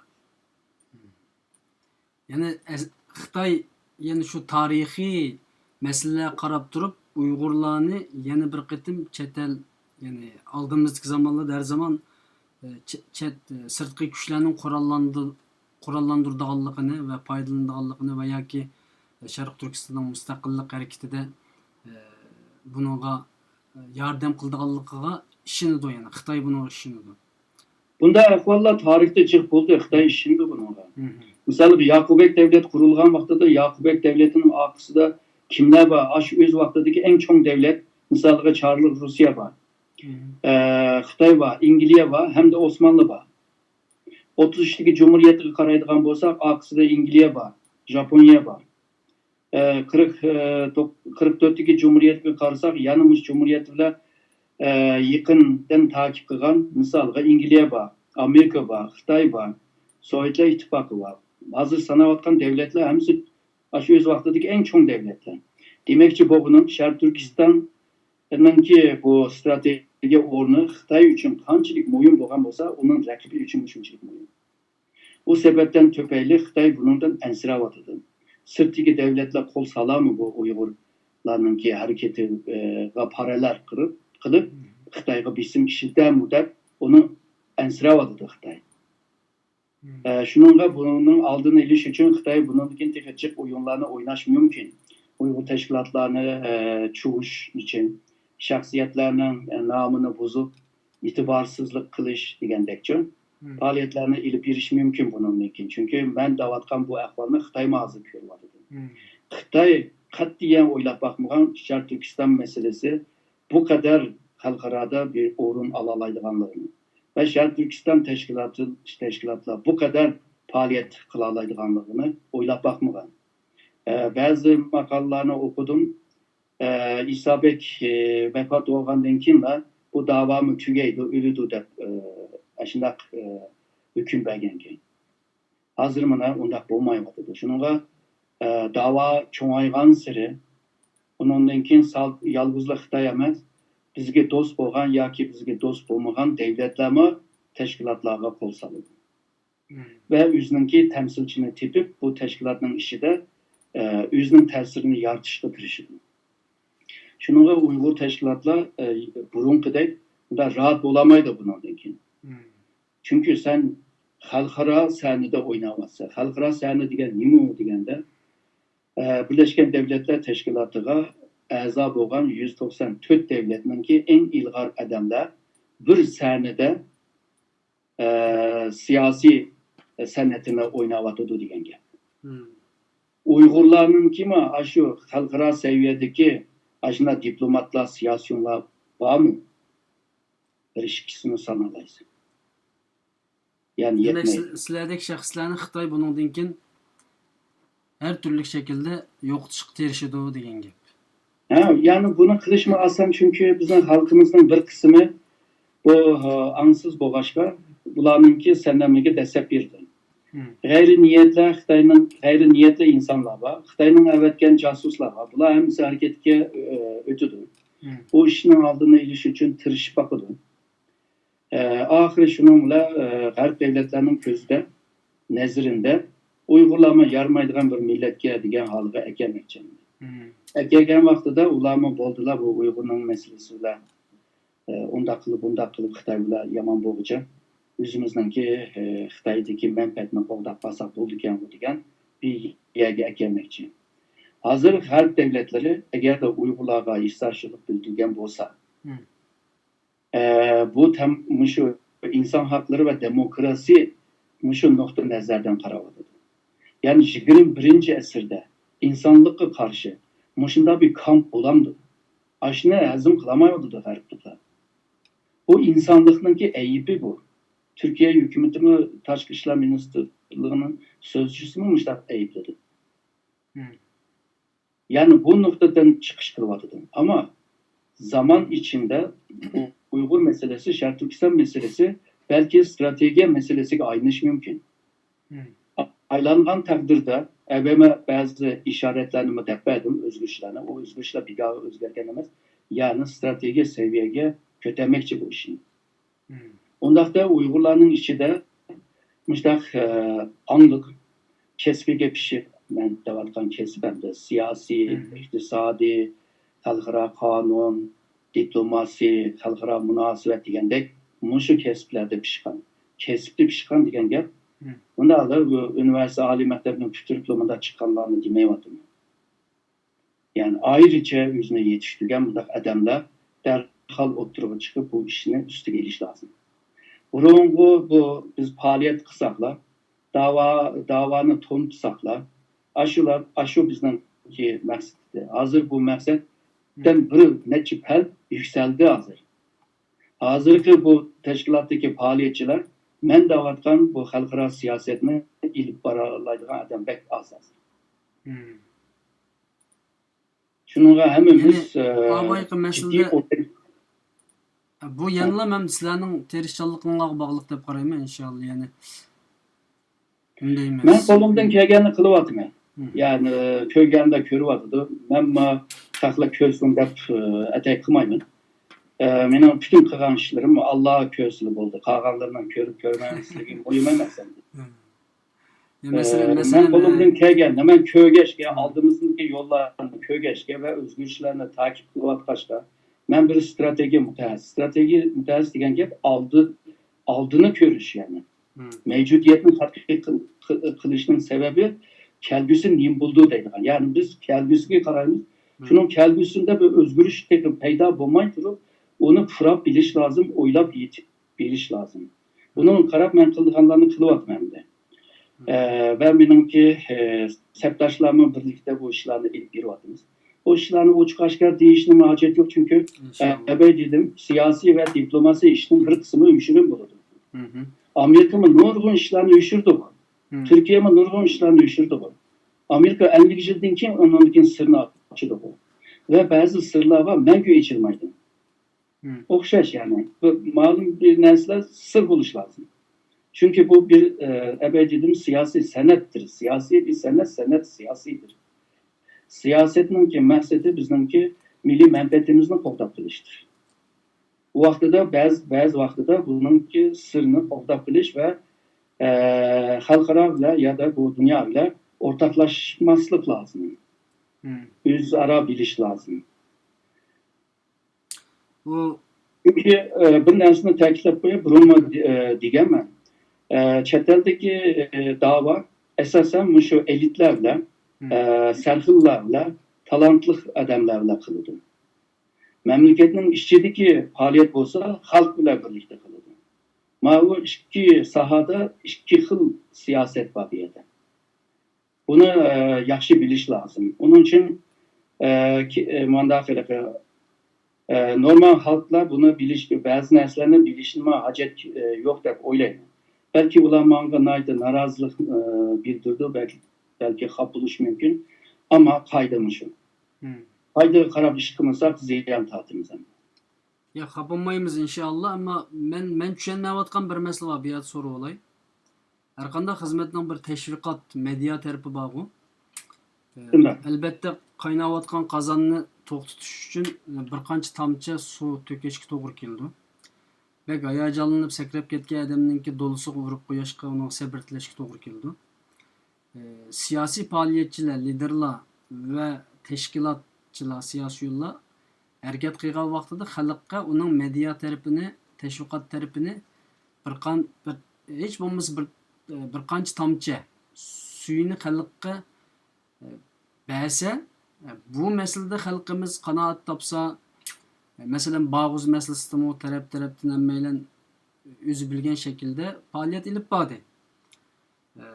Bunun dinki yana bazı faaliyetlerini, bazı teşkilat öz aldığı ilip verişi mümkün. Hem biz onu bilmez diyemeyimiz. Ama işinin ehlleri teşviqat tarafiga çıkıp şu işinin qandayligini davamlı halkımızga deb berip tursa degende men bek ümit qilyaptim, ama nurg'un muhim ve negizlik meselelerde teşviqat tarafının faqatla oshkorlanmaganligi tufayli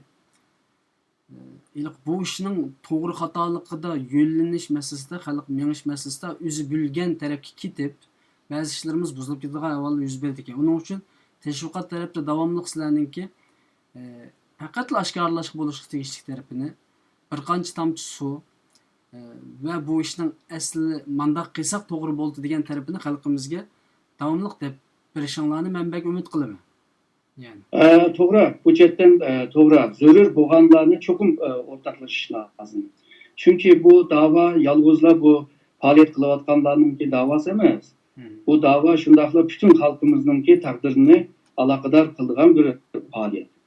Ama bir kısmını ço'qim xalqimiz bilan o'rtaqlashish lazım ve bu medyada sizdek şu gazetecilerle, muhbirlerle ortaklaşış lazım bazı neslerine. Benim davatkan üşürün nesler yalnızla 3'te 1, belki 5'te 1'dir. Belki bazen de 100'de 1'dir. Ama bir kısmını çoğum halkımızla ortaklaşış bu bir şart. Çünkü ulamı Şarkı Türkistan'da. Ularning taqdiri bizning taqdirimiz o'rtaq, ya'ni o'xshash. Shunga ba'zilarni o'rtoqlashib bo'ldi, ba'zilarini o'rtoqlashib bo'lmaydi. Ba'zilarini misolga ish tugagandan keyin o'rtoqlashsak bo'ladi. Ba'zilarini misolga 10 yil o'tib ketgandan keyin o'rtoqlashsak bo'ladi. Ba'zilarini endi shu qabristonga ekitishga majbur qilamiz endi. Bu arada Allah ömürlerini uzun kılsın. Olduğumu ketip kalmağına. Hoş. Undaqda men bek ciddiyet his kılıvatıma bu hazırkı sözlerden. Şu halkımız nahayeti ciddi bir vaziyetke siyasi haletlige düş kılıvatıdı. Bek ciddi tulmasak bulmaydıgan halet düş kılıvatıdı. Uyan buyan bu gidiş ihtimalimiz mi bağ digendek mandaq bir beşaretliğine İlavatime elbette bunu teşkilatlarga məxfi şekilde özanlarının jığıllarda, özanlarınki hareketlerde diyalişanlar mümkün. Umumi halkımızga ammabab şekilde halkımız bundaq bir ciddi vaziyette Şarkı Türkistanlık muhacirlar umumen nemiş kılış gerek? Yani koludun halk hareketi de bununla bir narsa bisharat berib qo'yishlik ki xalqimizning ko'nglidimi bu jiddiy vaziyatda nemish qilsak tag'im to'g'ri bo'ladigan deb kelib chiqadigan yangi aktivlarni, elitlarni va hareketlarga bu yetakchi olsun. Hem de bir ebediyedin bir kısmını halkımız bilan o'rtoqlashsak bo'ldi. Ama bir kısmını biz şu şahsını özünü tepip lazım bo'lganlarni özünü tepip sözleşip kılıvatımız. Bir kısmını misalga Qurultay reisi Dolqun İsa bazen de bir kısmını davadıdı zaten. Dikkat kısam bir kısım mahfiyetimi davadıdı. Ferhat Yurunqaş bizningki ma'mur reisimizmi aşında bir gaplarda qılıvatıdı. Onundan başka şu Qurultayninki bazı şahslarımı anca davadıdı. Yani halkımızı bilgilendiriş bizningki vazifaningki biri bu çokum qilish lazım. Ama şu hamma nimani degil bo'lmaydi ekan. Burun bizningki sirimiz pek chiq bo'lmag'achqa ochqashkar qilib bo'ldi ekan. Hozir nurg'un davlatlar bilan ba'zi davlatlar Xitoyning do'sti. Nurg'un shu xalqaro seviyadagi cho'nliqdagi bo'lgan tashkilotlar bor. Bu organlar bilan ba'zi aloqalar bor, ko'rishishlar bor, bu. Bundaqlarni deyilgan gaplarni ochiq degil bo'lmaydi gapni. Ama degil bo'ldigan gapni men dedim. Bir kısmını degil bo'ldi, bir kısmını hamda ish tugandan keyin degil bo'ldi, bir kısmını hamda shu 5-10 yildan keyin degil bo'ldi. Ba'zilarini hamda degil bo'lmaydi. Mangu degil bo'lmaydi. Mesela mendek bir medya teşvikatçıga mesela nimeni öner, yani nimi ko'rsatlar, hozirgi vaqtda men nimani chong tutishim kerak. Bunun bir misal xarakterde bir cevap ile olay ki şahslarımı mesela 4 gün bo'ldi, ikkinchi bir yolg'iz kishilik namoyishchi chiqdi o'ttirga. Qarindishimiz oldimizgi kunlarda ziyorat qilishim mumkin. Yolg'iz kishilik namoyishchidan yana birisi chiqdi. Buni butun davlatlarga kengaytirish planlanyapti. Xalqimizning ichidan biz o'ylamagan yerdan yana nurg'un o'z yolg'izlar maydonlarda, yo'llarda, sayohatchilarga Sharq Turkistondagi bo'layotgan Xitoy zulmini anlatyapti. Bunun o'xshagandek kishilar ilhom olsunki, mesela teşvikatımız qaysi tarafga yo'llansa taxmin yaxshi oldu. Bunu qisqa bir javob olay, undan keyin hemen başqa temaga o'tib ketaylik. O yolg'iz beshikka qilayotgan bu nima Abdurimdek faoliyatchilar uni davom qilsin. Men 98'de Amerika'ya borgan vaqtimda Aqsaroyning oldida bir Tibetlik 10 necha yildan beri yolg'iz beshikda namoyish qilib o'tibdi. Uni ko'rdim. Görüp ta'sirlandim. Yani faaliyetinin birisi muşuken bu dep. Kim işçimizin mi çıktı? Ötkende bir çetellik mi? Muşu lager meselesi oturup çıkandan beri o mu yalnız bir şeyde Xitayning konsulun aldıda namoyish qilib o'tibdi. Haberlerde mi çıktı köydü. Misalga bundaq fəaliyyətlər köpəysə buludu. Hı. Ama bular şeyde yalnız tutmay bu medya muhbirlar ular bilan röportaj qilib, ularninki faoliyatini ma videoga ilib, ondan keyin buni qo'yish va ba'zi faoliyatchilarni izlab bu haqida so'z qilg'izib, buni cho'ngaytqili va yayg'ili bo'ladi. O yalnız bir şey qilayotganlarni taqdir qilman. Alloh ulardan rozi bo'lsin. Ve sizlerdeki medyadaki bu gazeteciler yani muhbirler ularning haberini bütün bizningki halkımızga köz bir iş mi? Bu mu bir takdir kıldek bir iş? Şunun bu davanı mişler hemimiz özümüzünki kılalaydıgan yerden kılalaydıgan işini kolu giydi. Mişler gidip mağdıgan bolsak bununki bir pütünü boğan çağda bu pütün bir güç buludu. Hoş.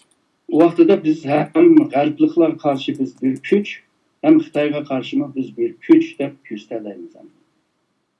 Şundoq. Undaqda Allah razı olsun. Ben yana bir temaga o'tib ketayt. Asosan temalarimiz bir yoq berib o'tadi. Ko'rayotgan qarindoshlarimiz o'zining savollarini o'tirib qo'yadi. Ba'zan qarindoshlarning savollarini sizlarga o'rgatib berib o'taman. İki mesele var. Bu qo'shimcha aslında buna münasebetsizde yani so'rayman. Birincisi bu Belgiya meselesinde Belgiya konsulluğa kirib olgan Uyg'ur oilasini Belgiyaninki Xitoy soqchilariga tutib berish yoki ularga berish voqeasi yuz berdi. Endi bu tunigun bugunning yog'i yana biroz yaxshi tarafga minib, hukumat jiddiy qo'zg'alib buni yangidan qo'lga olyotdi. Bu qandaq bir kelib chiqdi? Bunun o'xshaydigan ahvollar burun Xitoyda bo'lgan. Misoliga 89 o'quvchi harakatidan keyin ba'zi Xitoy olimlar Amerikaningki konsulga qochib olgan. Ammo Xitoy darhol adamini ber deb konsulninki sirt tarafdan buni qo'shib olgan. Şununla bu çıkamaydı konsulun işi de. Şununla uzun yıl konsullarda yaşap kettim. Bankiyecilikdeydiğen nedenden. Şununla bu Xitay eğer dajına tosaklık kısa biraz kıyım oldu dendi. Eğer Xitay bile kilişip şu Belgiya hükümeti kilişip kılgan bolsa onun ekesi buldu. Yani çünkü halkara kanunga muafık bir ahval bu. Yani sanga sığıngan bulup mu ölümden yani bu nime emez senlere cinayet işliğe emez. Siyasi, medeniyet, iktisat, dini ve etnik sebepten tüpeyli eğer de sen muşunda bisimga uçurgan bolsan muşunda devletlerge sığınsan buludu deydigan kanunlar var. Şununla bu kanunga, halkara kanunga boysunuş lazım. Halkara kanununki şu belgen hukuk bilen Xitoy bilan so'zlashib, bizning Uyg'urni qo'g'dab qilish lozim deb o'ylayman. Yani bu bir xatolik yuz berib bo'lgan ish bu yoki shu ular bilib turib buni texmo bir gündemga yana nuqtaga eklegan. Onunki arka plandagi tafsil ahvollarni bilmayman. Shu matbuada qanchalik bergan bo'lsa, men shunchalik bilmayman. Yana bir savolim Abduqodir Yapjan efendimninki, akamizningki qo'yib birilish haqiqatan bizni nihoyat xush qildi. Bunga nisbatan bu hamda tuyuqsizlama biz o'ylamagan yerdan bizga nihoyat bir xo'shlik bo'ldi. Bu to'g'risida bir kichikkina tushunchalar bormi? Turkiya hukumatiningki siyosiy tarafdan nimani o'yladi yoki bu biz uchun bir Abduqodir Yapjanninki qonuniy jihatda gunohni o'tirib qo'yamadi. Xitoyninki ba'zi bu Vyetnamlar ba'zilari muvofiq emas, ya'ni tushmagan. Delilsiz dedim. Şununla bu qonuniy jihatda gunohsiz bo'ldi. Ama kanunninki icraatı siyaset bilan munosabatli bo'lg'achqa siyosiy tarafdan buni tutib turdi. Chunki Xitoylar bir jihatdan Turkiyaninki kanunundaki bazı üzüge yakıdığan maddelerge tayinip durup Hı. Uyghur şahsiyetlerini şu Türkiye'ninki sotuğu bir vatıdı. Hı. İkinciden Xitay hükümeti mi Taşkı İşler Ministerliği arkalı İçki İşler Ministerliği'ne şikayet kılıvadı. Şu Türkiye'deki şahs şu altı planlı körüngenler. Yani Xitay bunu şikayet kılgan vaxtıda Türkiye bunu kanuni yollardan bunu icra kılış lazım. Çünkü kanunda aşına bir nima var, bir madde var. Yani meyli Xitay olsun, Rus olsun Türkiye'deki birisinden şikayet kılgan çağda Türkiye bunu tekşif etmeye mecbur. Sakçılar tekşif ediyor, onundakin savcı tekşif ediyor, karlıgıcı değil mi? Onundakin bola mahkemeye vardı. Bu yaman uzun devam kıldığın bir ceryan bu. Şununla bu yapacağının işi olmuşunda uzayıp gitti. Ama yapacağının ki işi tefi %100 tümüdü tefi. Yani bir kıtımlık bir sot var. O elde olup getkenden ki hem de yapacağın erkindeki irişidir. Ama bunun denkin yapacağın kandak oylaydı o bizimki cemiyet arbabımız bütün Türkiye tonuydu. Yani bunun karta bir meselerini oylaş lazım. Çünkü bunda Xitay ve Türkiye devleti arasında talışıvatkan bir şahsiyet bizim için çok bir şahsiyet. Onun kıymetini biliş lazım. Yani şununla onu koğdap kılışımız bütün Uygurlarınki vazifesi de oylaymadı. Kini bu ahırkı sot bir tülsün onundan ki bir oylaşıp bir neslerini müzakere kılıp karar alamız. Hoş. Abay Amerika, Xitay Soğudu uruşu meselesinde birinci sualım qayaga bara bu iş? Xitay vaz keçip, baş egip, ilgirlik qilib, Amerika ma'qul deb bu ishni tutkizamdi yoki taqim ro'bro turamdi bu mesele. İkincisi, bizning bu ikkalanning o'ttirishidagi urushda masalan Rossiyaninki prezidenti tağda yo'lbos urushsa maymunga payda bo'ladi deganga o'xshash. Bizning rolimiz qayerda bu? Gap so'zni qanday qilishimiz kerak? Bunun qaysi şekilde qarashimiz kerak? Bu ikki savol bilan bu tema tugaydi. Soğudu uruşu nerede bir toktaydı bunu hazır mölçerlemek biraz kıyın. Çünkü her diyen çizlada netice alamadı Amerika. Ma çizlada mışı işini tüytümüz diyende o da tüymedi. Devam kılıvadı. Çünkü Xitay başka bir nime oyun oynadı. Nime oyunu diyende bunu ısıtvadı. Etey. Mana kılımız, ana kılımız müzakere kılaydı da uzduk. Ahire 2002'deki Amerika'da saylam var. Bu saylamda eğer de Trump saylamak kalsa Trump'ın hazırki siyaseti Xitay'a bizim ticari cepteki bu bizim siyaseti tüyap kılışı mümkün. İkincisi bu uzatışınınki bir faydası şu. Çünkü bu ticari uruşta hem Amerikalık mı ziyan tatıdı hem bu Xitay mı ziyan tatıdı aslında. Bunun sebebi nimo degende Amerika bunun şu hele yıl oldu. Sap teknolojik mallarını işlep çıkarıvadı. Xitay bolsa ma bu gündelik işletidigan şu paypaktan ayakkaça şu tişörtten şu köynekçe degandek aşına neslen işletti. Nima işlep çıkardı. Bu bolsa Amerika bilan Xitay şu soğudu cette bir-birisini toluqlagan bo'ladi. Ama hazır eğer de Xitaydan işlep çıkargan malının tamoji üsümüne östürdiğen bolsa, misalga Amerikalıklar burun, misalga davet memli. Amerikalıklar bir Adidas bir ayakını 50 dolarga kiygen bolsa, bunun dikin 75 dolarga kiygen.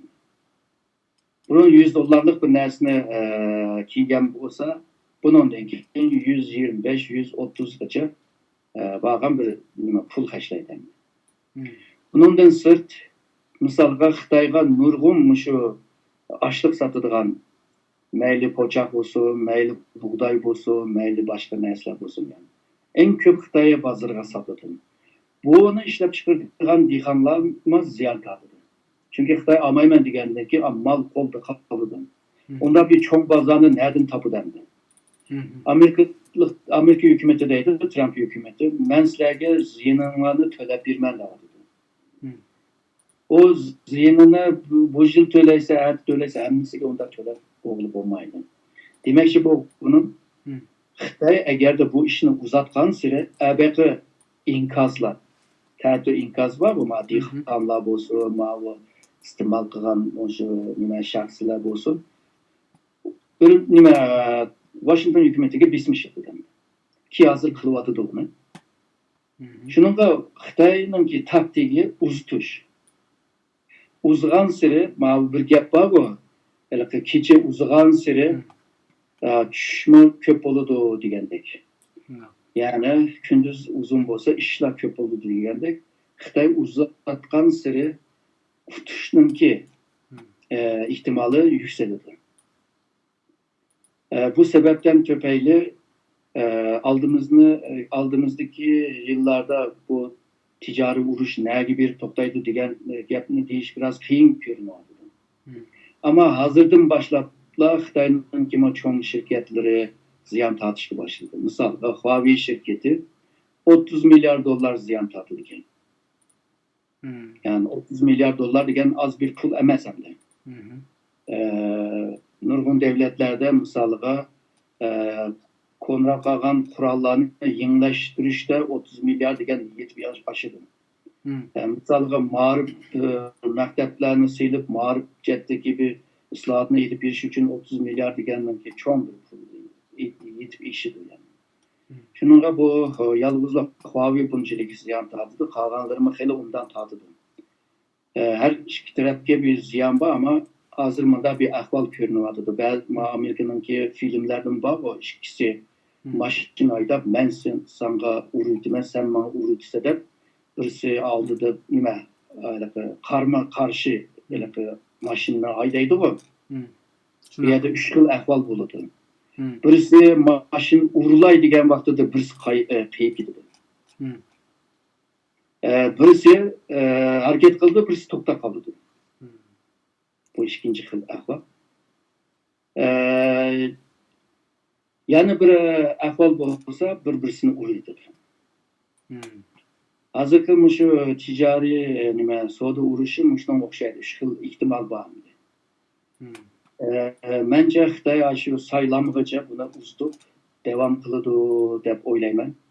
Başka kozurlarını işittirdi. Mesela Şimal Kore kozurunu işitip durup ben Şimal Kore'ye bile kilişme desem menimki kollaşımla amay durup kılamaysa. Ya ki Rusya'nı yeniden eylep kılış mümkün ya ki başka usluplarını kılıp amal olsa ustup Amerika'nınki cemiyetinki inkazını peyda kılış ve saylamda Trump'ın çıkışını yartışan. Amal olsa. Yani bu Huawei'ni tegidin halak kılıp ötüşte sırtkı mesela bizlerdek bunun kolumuzdan bir hareket kilemdi ve abayık sualımın ikincisi Amerika'nın bu soda ticaret uruşu da Xitay bilen bolgan uruşu da biz nerede turuşumuz qanday bir rol bilişimiz gerek. Yani onların uruşunda bir rol oynayamayız. Onlar çoğun devlet. Yalnızla Xitay'ın qanday hal qilaydi degan Amerikalık mı 100'den çıktı. Bizde mütehassıs yok ki bizde. Yani mütehassıslar acı 100 neticesi var yani 200, 500 gacı baktılar. Onun için nurgun think tank organlar var. Yani Uygurca'da akıl ambarı da tercüme kıttı bu. O yerde de nurgun mütehassıslar var. Onun için devletke bağlanan şu deniz ermisi deyimiz, hava ermisi deyimiz, kuruklu ermisi yani kurukluk piyade ermisi deydiğen onundaki oladaki askeri mektepler, üniversiteler bu yerde mi nurgun mütehassıslar var. Onun için şu hükümetin işçiliği mütehassıslar var. Bunların jığıp gelgen çağda soda uruşunda nurgun adamlara akıl birdi. Bizimki aklımız üye yetmeydi.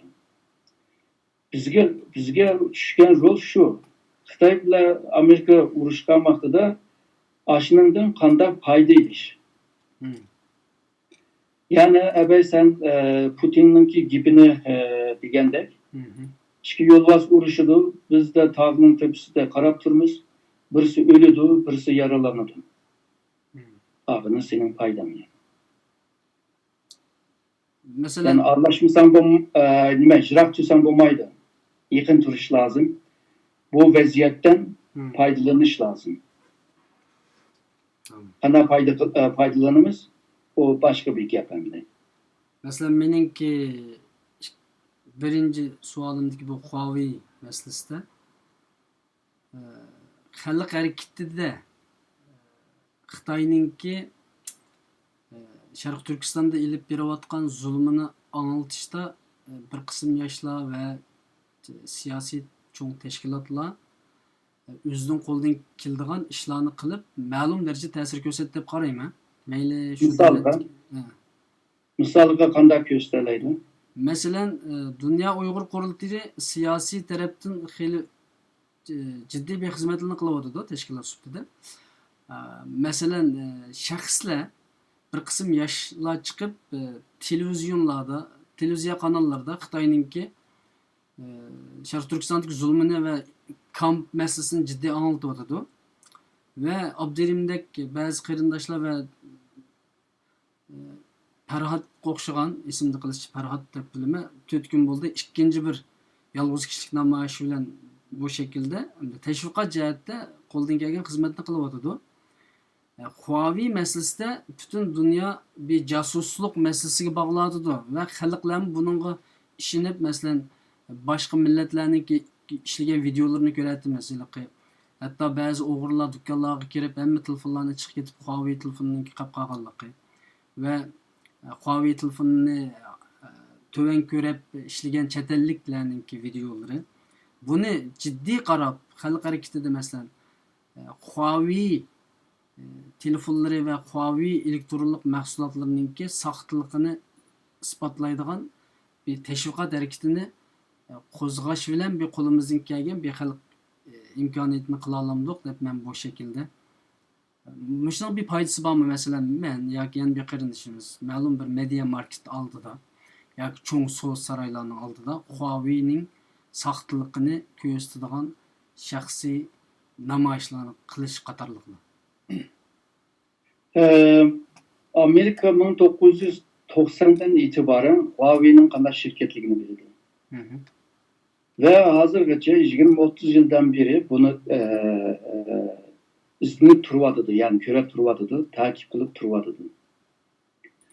Şu sebepten bu Huawei hakkında nurgun malumatı boğaşka hazır Huawei'ninki muavin reisini tutup koluğa neyimiz koluğa ağan değil. Ve şundakla Huawei şirketininki 166 devletlerle münasebeti bo'lganligini, şirketler bo'lganligini, qanchalik murakkab bo'lganligini, İran bilan va qolgan nurg'un Amerikaning yaxshi ko'rmaydigan devletlar bilan mushu jihatda qanday mushu texnologiya savdosi bo'lganligini Amerika yaxshi biladi. Ve bilgachga 5 devletninki axborot tashkiloti bilan birlikte Huawei'ye karşı bir teşkilat teşkil kıldı. Bu teşkilatın ismi 5 Köz. Yani 5 tane köz. Google'dan taraf izlisi bildi. Yani bu 5 devletke zaten davet ediyor buna. Yani bu bazı bu mahsulatları yani parçaları nimeyle casusluk rol oynaydıganlığını davet ediyor. Bizden kalkma şu aşını biliyor yani o Amerika çıkıp belgen veya Amerika'nınki akbarat teşkilatınınki yani istihbarat teşkilatınınki tepegen neslerini günüp görüyoruz. Yani biz kopap o casusluk nimeke şuke buke de ondan namaş kılıp bu kılışının acet yok da oynayın. Çünkü o Amerika zaten kılıyordu bunu. Nurgun devletlerge bisim işiltiyordu. Avrupa devletlerge bisim işiltiyordu. Japonya'ya, Cenubi Kore'ye, misalga Germaniyaga en köp bisimni işiltiyordu. Ondan keyin İngiltere'ye mi iş yapıyordu. Avustralya, Yeni Zelanda, Kanada deganlar bo'ladi, birlikte kılaylı da oldu. Yani bizninki namoyishimiz bu qilayotgan faoliyatning qishida ojiz kelib qoladi. Yani behuda bir ish bo'lib qoladi. Bundan qildigan nurg'un ishlar bor. Xo'sh. Ashlarni qilish lozim.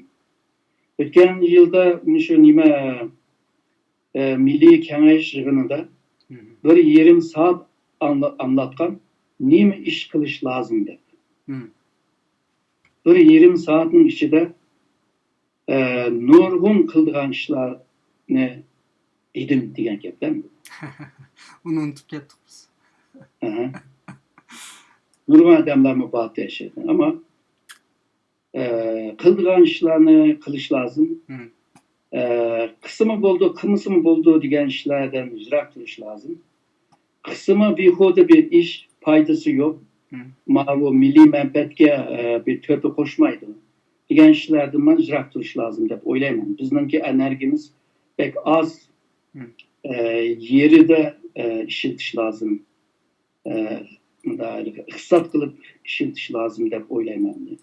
Shuning ba'zi faoliyatlarni hamda shu yerlik tashkilotlar bilan so'zlashib, muzokara qilib,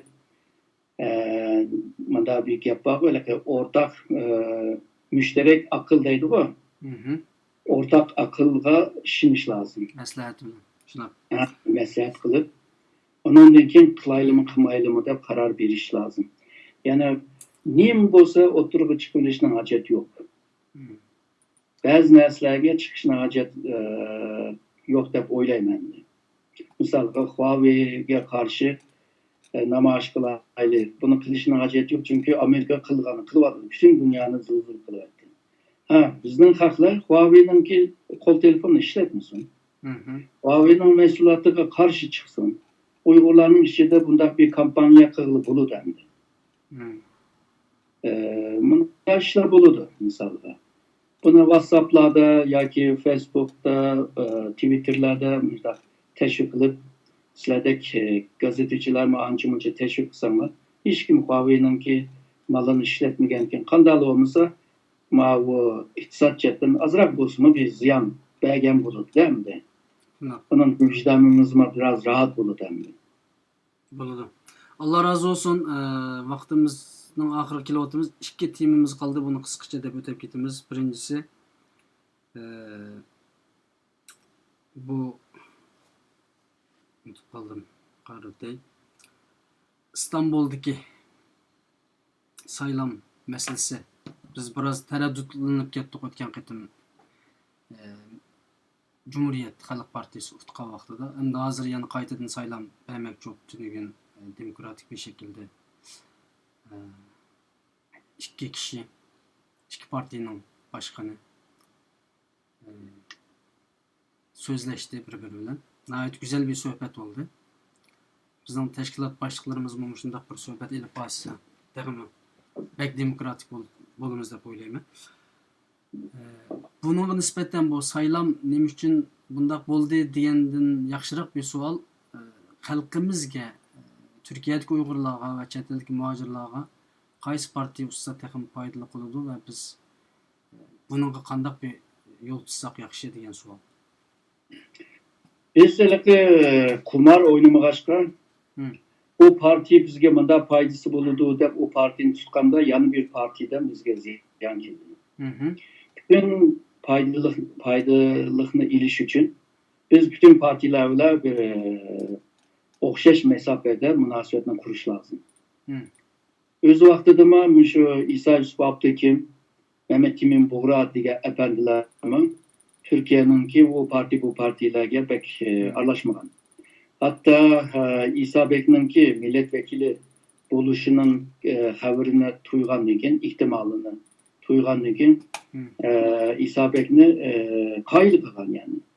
Çünkü İsa Bek deydi biz partiyi kırsak, hakimiyetki kırsak onundan keyin davaga faydası bo'ladi deydi. Bu bir mantıklı. Ama Mehmet Emin Buğra Efendi deydi ki biz oya kırvagan ki o partinin taraftarı bu kalırız. Bu haftada davanı ilip bir kıyım oldu dedi.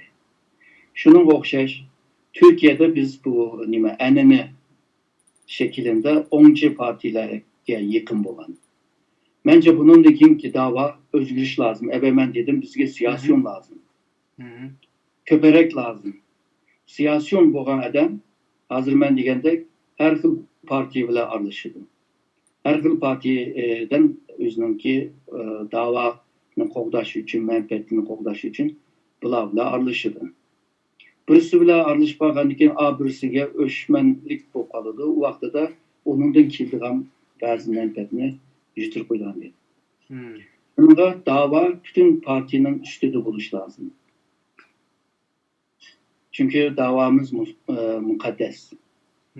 Ancak Türkiye Cumhuriyeti kurulgan cereyanda nurgun adam bu zemin için kanını, canını bergen bolsa, şehit bolgan bolsa, gazi bolgan bolsa, bizninki davamı şunda kan ile juğurluğan bir dava bu.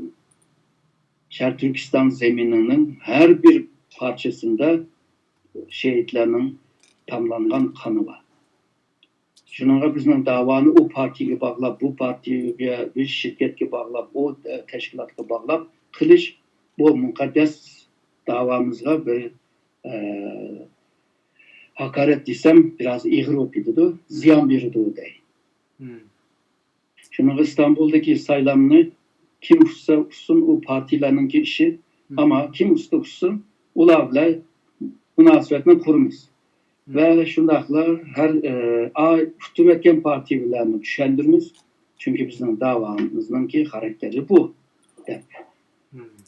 Ama her bir şahıs kaysi partini yaxşı görse aş partiye avazını bəzi buludu. Bununla bir çeklem yok. Ama dava meselesi o pagan çağda biz bütün teşkilat, bütün parti ve bütün dernek ve vakıfla alakalı kuruş lazım da bu prensipte bozuğunda körvatım ben. Da oylayman. Del ben şunu sormak istedim. O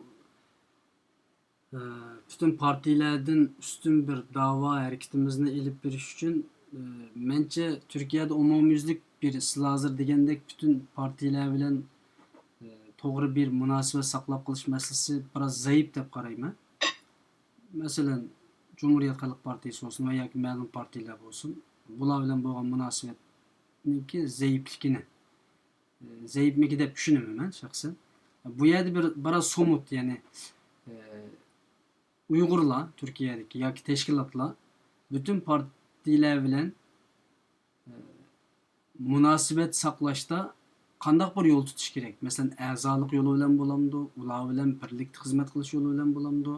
Yoki faqatlam shu aloqa yo'li bilan bo'lamdi. Buni biraz iç payasla shuning bilan bu temamiz tugagan bo'ldi. Hem de bu mening shaxsiy ko'z qarashim tashkilot bilan aloqasi yo'q yoki boshqa bilan aloqasi yo'q. Bence Uyg'urlarning ishchidimi? Nurg'un shu partiyalarga a'zo bo'lib kirish lozim deb o'ylayman. Uni qanday ko'rdim deganda, misolga Turkiyada tatarlar ko'p. Ağızga Türkler degan Türkler var. Bular shu xil partiyalar odamlar nima xil partiyaga a'zo bo'lgan. Ba'zilari ministr bo'ldi, ba'zilari ministerdan to'g'an hokimiyatga kirdi, ba'zilari shu idoralarning müdürleri bo'ldi misolda. Ular o huquqqa kelgandan keyin ularning o'zining davosini qilishga nayda o'ng'aylik bo'ldi ki. Hem de bu parti degan narsa bugun bor, erta yo'q. Turkiyada mana 20-30 yil bo'ldi. Nurg'un partining qazanganini, nurg'un partiyani ushtirayotganligini va nurg'un partining yo'q bo'lib ketganligini ko'ryapman. Yani tarixda o'chirayotganligini. O'z vaqtida iqtidorga kelgan partiyalar bor. Hozir yo'q. Shuningga bu parti kelib ketadi ama bir partiga esilib qolsa, o parti ketib qolsa, yana ketib qoladi. Bu bir a'zo bo'lish yo'li lazım. İkinciden şu teşkilatlar, şu partiler deyilgende münasebetini kurup ve düşündürüş lazım. Çünkü bazı partinin adamlarımı düşünemeye kalıcı. Bizge yakın kurup neymişki anın ketişedi.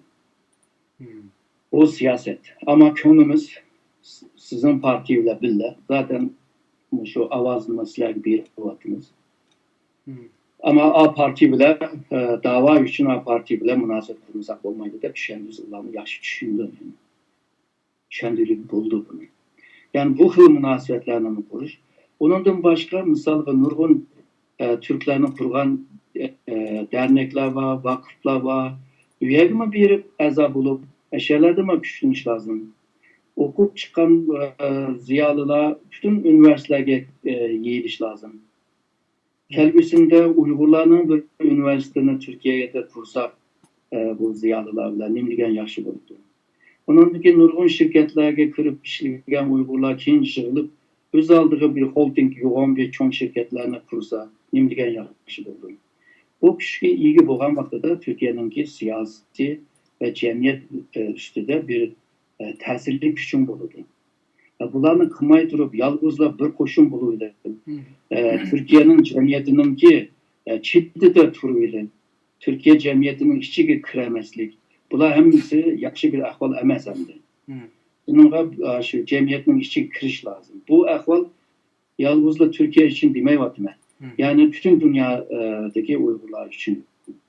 Avrupa'daki devletlerdeki teşkilatlar ve şahsılarımı aşı cemiyetinin içi kiriş. Hem de kırgendinkin entegre deyimiz bu buna entegrasyon deyimiz. Eğer kırpağın takdirde Uygur milli medeniyeti, kültürü ve tıkılı o bulan unutkalıdı deydi ama unutkanlar berber unutudu. Unutmaydıganlar berber unutmaydı. Onunla karta yani yeni bir siyasetine oylaş lazım. Bütün dünyadaki Uygurlarını bir yerge kiralaydıgan jili emas. Misal macil av kesin, acil mal kesin degende yaşlarının içinde, ballarının içinde, çoğunlarının içinde. Degende müştak tipişidigan ahvallarını yaratsak Uygurluğumuzu qoqdab qalımız. Bu hakkında bazı Uygur mütehassislerine izlenip atıdı. Yani diasporadaki Uygurlar kandak birisi bile tanışıp, bilişip, yazışıp degende şu işini kıla alayımız dep onun yollarını izlep atıdı. Unda qoğanda men şu Uygur Kırındaşlık Studiyası namıdan Türkiye'deki aktif kırındaşlarımızın Türkiye'deki her türlü partilerge kirip a'za bolaşqa ündüsem inşallah toğru bulamdık edip qaradım. İnşallah bu Kırmanya'da mı şunda, Hollanda'da mı şunda? Yani her devlette mi şunda bu iş lazım dep görme. O benim şahsi göz karşım teşkilatında mesela. Elbette. Yani demek bu nayet yaxşı bir halkımızga, halk hareketiga bir yol iç berdigan, yani bunu taraqqiy qilish uchun iç berdigan bir besharat endi bu. Shuning uchun Turkiyada hammaylar ma'lum bir partiyaga jo'g'ilishib olib, qilmasdan balkim bor bo'lgan mavjud partiyalarningki ko'pinchisiga to'g'ri bo'lganlarga Vatan Partisi qatilmasaqmi, ammo boshqa partiyalarga qatilish orqali u yerdagi ta'sirimizni kuchlantirish. Shunda, ya'ni davani deb kirmasa bu yerga. Albatta. Agar shaxsiy maqsadi uchun kirgan bo'lsa, endi uning deydigan gapi yo'q. Allah razı olsun. Allah sizlardan razı olsun. Qurultayninki nemisini unutib qoldik. Dünya Uyghur Qurultayninki da algan lo'nqisini men hozir ekranga chiqaraman. Bu lo'nqini ilinish jarayonini agar sizlar bilsizlar, buning bizga olib keladigan siyosiy ijtimoiy foydasi to'g'risida va Qurultayninki Amerikada ilib borgan bu xizmatlarninki xalqimizga olib kelgan ta'siri, foydalarini qisqacha bir so'zlab o'tib ketsak, undan keyin suhbatni tugatsak bo'lamdi deb o'yladim. Hem de xalqaro seviyedeki teşkilatlar bizimki teşkilatga bundaq bir mukabet berişininki faydası bu Şark Türkistan teşkilatlarını tonuvatkanlığını ve bulama bir xalqaro bir teşkilat deb tonuvatkanlığını gösterdi. Hem de himaye kılvatkanlığını gösterdi. Şundaqla bu himaye kılınışı Xitayga bir bisim peyda buldu. Ve bu himaye kılınışı ile birlikte nurgun devletlerimi Dünya Uygur Kurultayga bo'lgan ko'z qarashimi o'zgardi. Çünkü Xitoy terör teşkilatı deb hamma devletga antiyotirdi. Ama bunda emesligini Amerika tarafta kösetdi bunu. Şunun bazı devletlerninki teşkilatla boğan göz kararlarımı özgürdü. Onundan keyin bu dava kılış için bazen oңайлыклама oturup çıkış mümkün.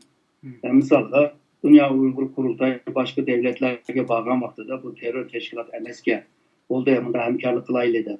Ondan keyin Dünya Uygur Kurultayının rehberleri Birleşken Devletler Teşkilatı yoki onunki şöbeleriga bağlan çağda to'silib qolmaydiganligi va shundaqla dolqunlarligi Janubiy Koreyada tutib olgandek bundan keyin unda tutuşma olmaydiganligi degandek nurg'un bir foydasi var. Ama Xitoy uchun bir ziyon bo'ldi, chunki bu tashkilotni terror tashkiloti deb aran dunyoga tunutgan vaqtida endi tunutamay qilyotidi degan gap. Ve Dünya Uygur Kurultayı bundan keyin texmi cho'ng ishlarni qilayotgan taqdirda bu vaqtida bu hozir mukofot bergandan foydalanib texmi cho'ng bir ishlarni qilayotgan taqdirda bunun hakkını bergen buludu dep o'ylayman. Allah razı olsun. Allah sizlerden razı olsun. U yerde bo'langan amaliy xizmatlarni qisqacha bir qancha minut deyishga vaqtlar bormi? Mening qilgan ishlarimni. Yo, shu Amerikada bu daqiqadan bo'langan xizmatlarni biz videolarda, nimalarda, Facebook'lardan ko'rib turibmiz. Ammo jiddiy ilingan şu Amerika'da yani xalqimizga ma'ma jihatdan mandaq bir foydali xizmatlar qilindi degan masalalarda somut. Şimdi ben Washington'a bağladım. Bağanlar videoda bu yerda anlattı. Dünya Uygur Kurultayının TV'sida ularni tushundirdi. Nim bulup nim bo'lmaganligi. Şimdi ben ko'rmagandan keyin ba'zi narsalarni desammi to'g'ri bo'lmaydi deb o'ylayman. Allah razı olsun. Xo'sh. Undaqda bir qarindishimizningki abay men unutib qopdimmi? Shu Janvada ilib berildigan namoyishga chaqiriqni menga hozir yana aytib berdi. İnşallah bütün qarindoshlarimizninki bu namoyishga to'liq qatnashib bersa nihoyat yaxshi bo'ladi va xizmatimiz bu jihatda taxim ilgirlaydi deb qarayman inshaalloh. Her zaman İnşallah. Xizmat qilayotgan tashkilotlarni qo'llash, xizmat qilayotgan shaxslarni qo'llash bu nihoyat muhim. Biz Allohni ustimizga qo'yib, haqiqatni ustimizga qo'yib, adolat bilan kim xizmat qilsa, to'g'ri menayotgan bo'lsa, uni qo'llash majburiyatimiz bor. Agar uni qo'llamasak, biz to'g'ri bo'lmagan bo'ladi. Shuning uchun inshaalloh to'g'ri bo'lgan namoyish va har qanday bir xizmat bo'lsa, butun xalqimizning qarindoshlarimizninki qo'llab, vaqtida qatnashib bersanglar, nihoyat yaxshi bo'ladi deb o'ylayman inshaalloh. Va abay unutib qopdik, bu chet eldagi Xitoyninki ta'siri, bundan keyingi kuchi, yani bo'libmi bu tashkilotlarni parchalash, shaxslarni yo'qotish va shaxslarning orasiga ziddiya silishda doktor deganga o'xshash ciddi bir ishlarni qilish mumkin dedi. O'tgan qitimdan programmada g'oyat zo'r jasuslik sistemi deb bir programma ishladik chet eldagi. Bu g'oyat zo'r jasuslik sistemini nurg'un tashkilotlar his qilyapti, shaxslar his qilyapti. Hatto masalan bugun bir odam xalq harakatida chiqib Xitoyga qarshi bir yolg'iz kichik namoyish qilsin yoki kichik bir videoni tarqatsin yoki bir ishni qilay desa darhol chet eldagi jasuslarning shuni kichik qo'ymay, kichik bilmay darhol uning aloqa qilayotganligi, uni iqtisod bilan aldayotganligi, uning har xil takliflarni sunayotganligini ko'ryapmiz. Oldimizda qurultay ustidan yana nurg'un ziyonkashliklar bo'lishi mumkin.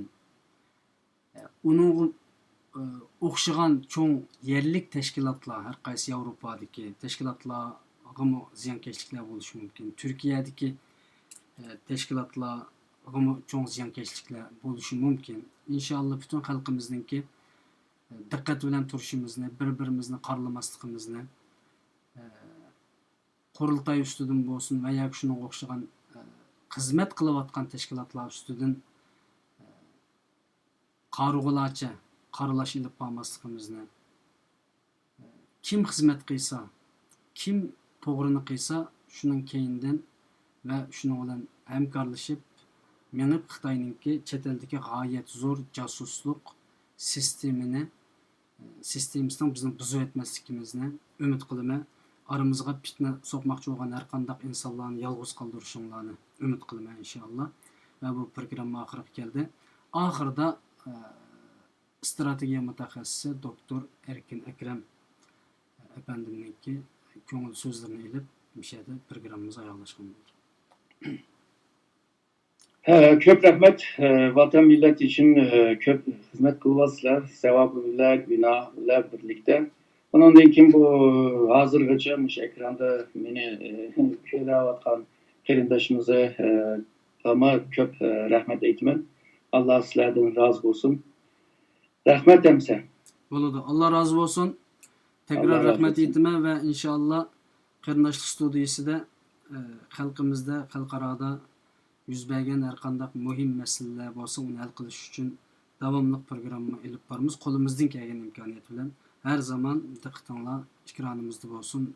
Hem de bu videolarımızı, bu sohbetlerimizni zayi etmeslik üçün bütün dünyadaki Şarkı Türkistanlıklarga yetip beriş üçün hem behrilişinlerini ümit kılışı bilen müşahede. Esselamu aleyküm deyme. Esselamu aleyküm ve rahmetullahi ve berekatuhu.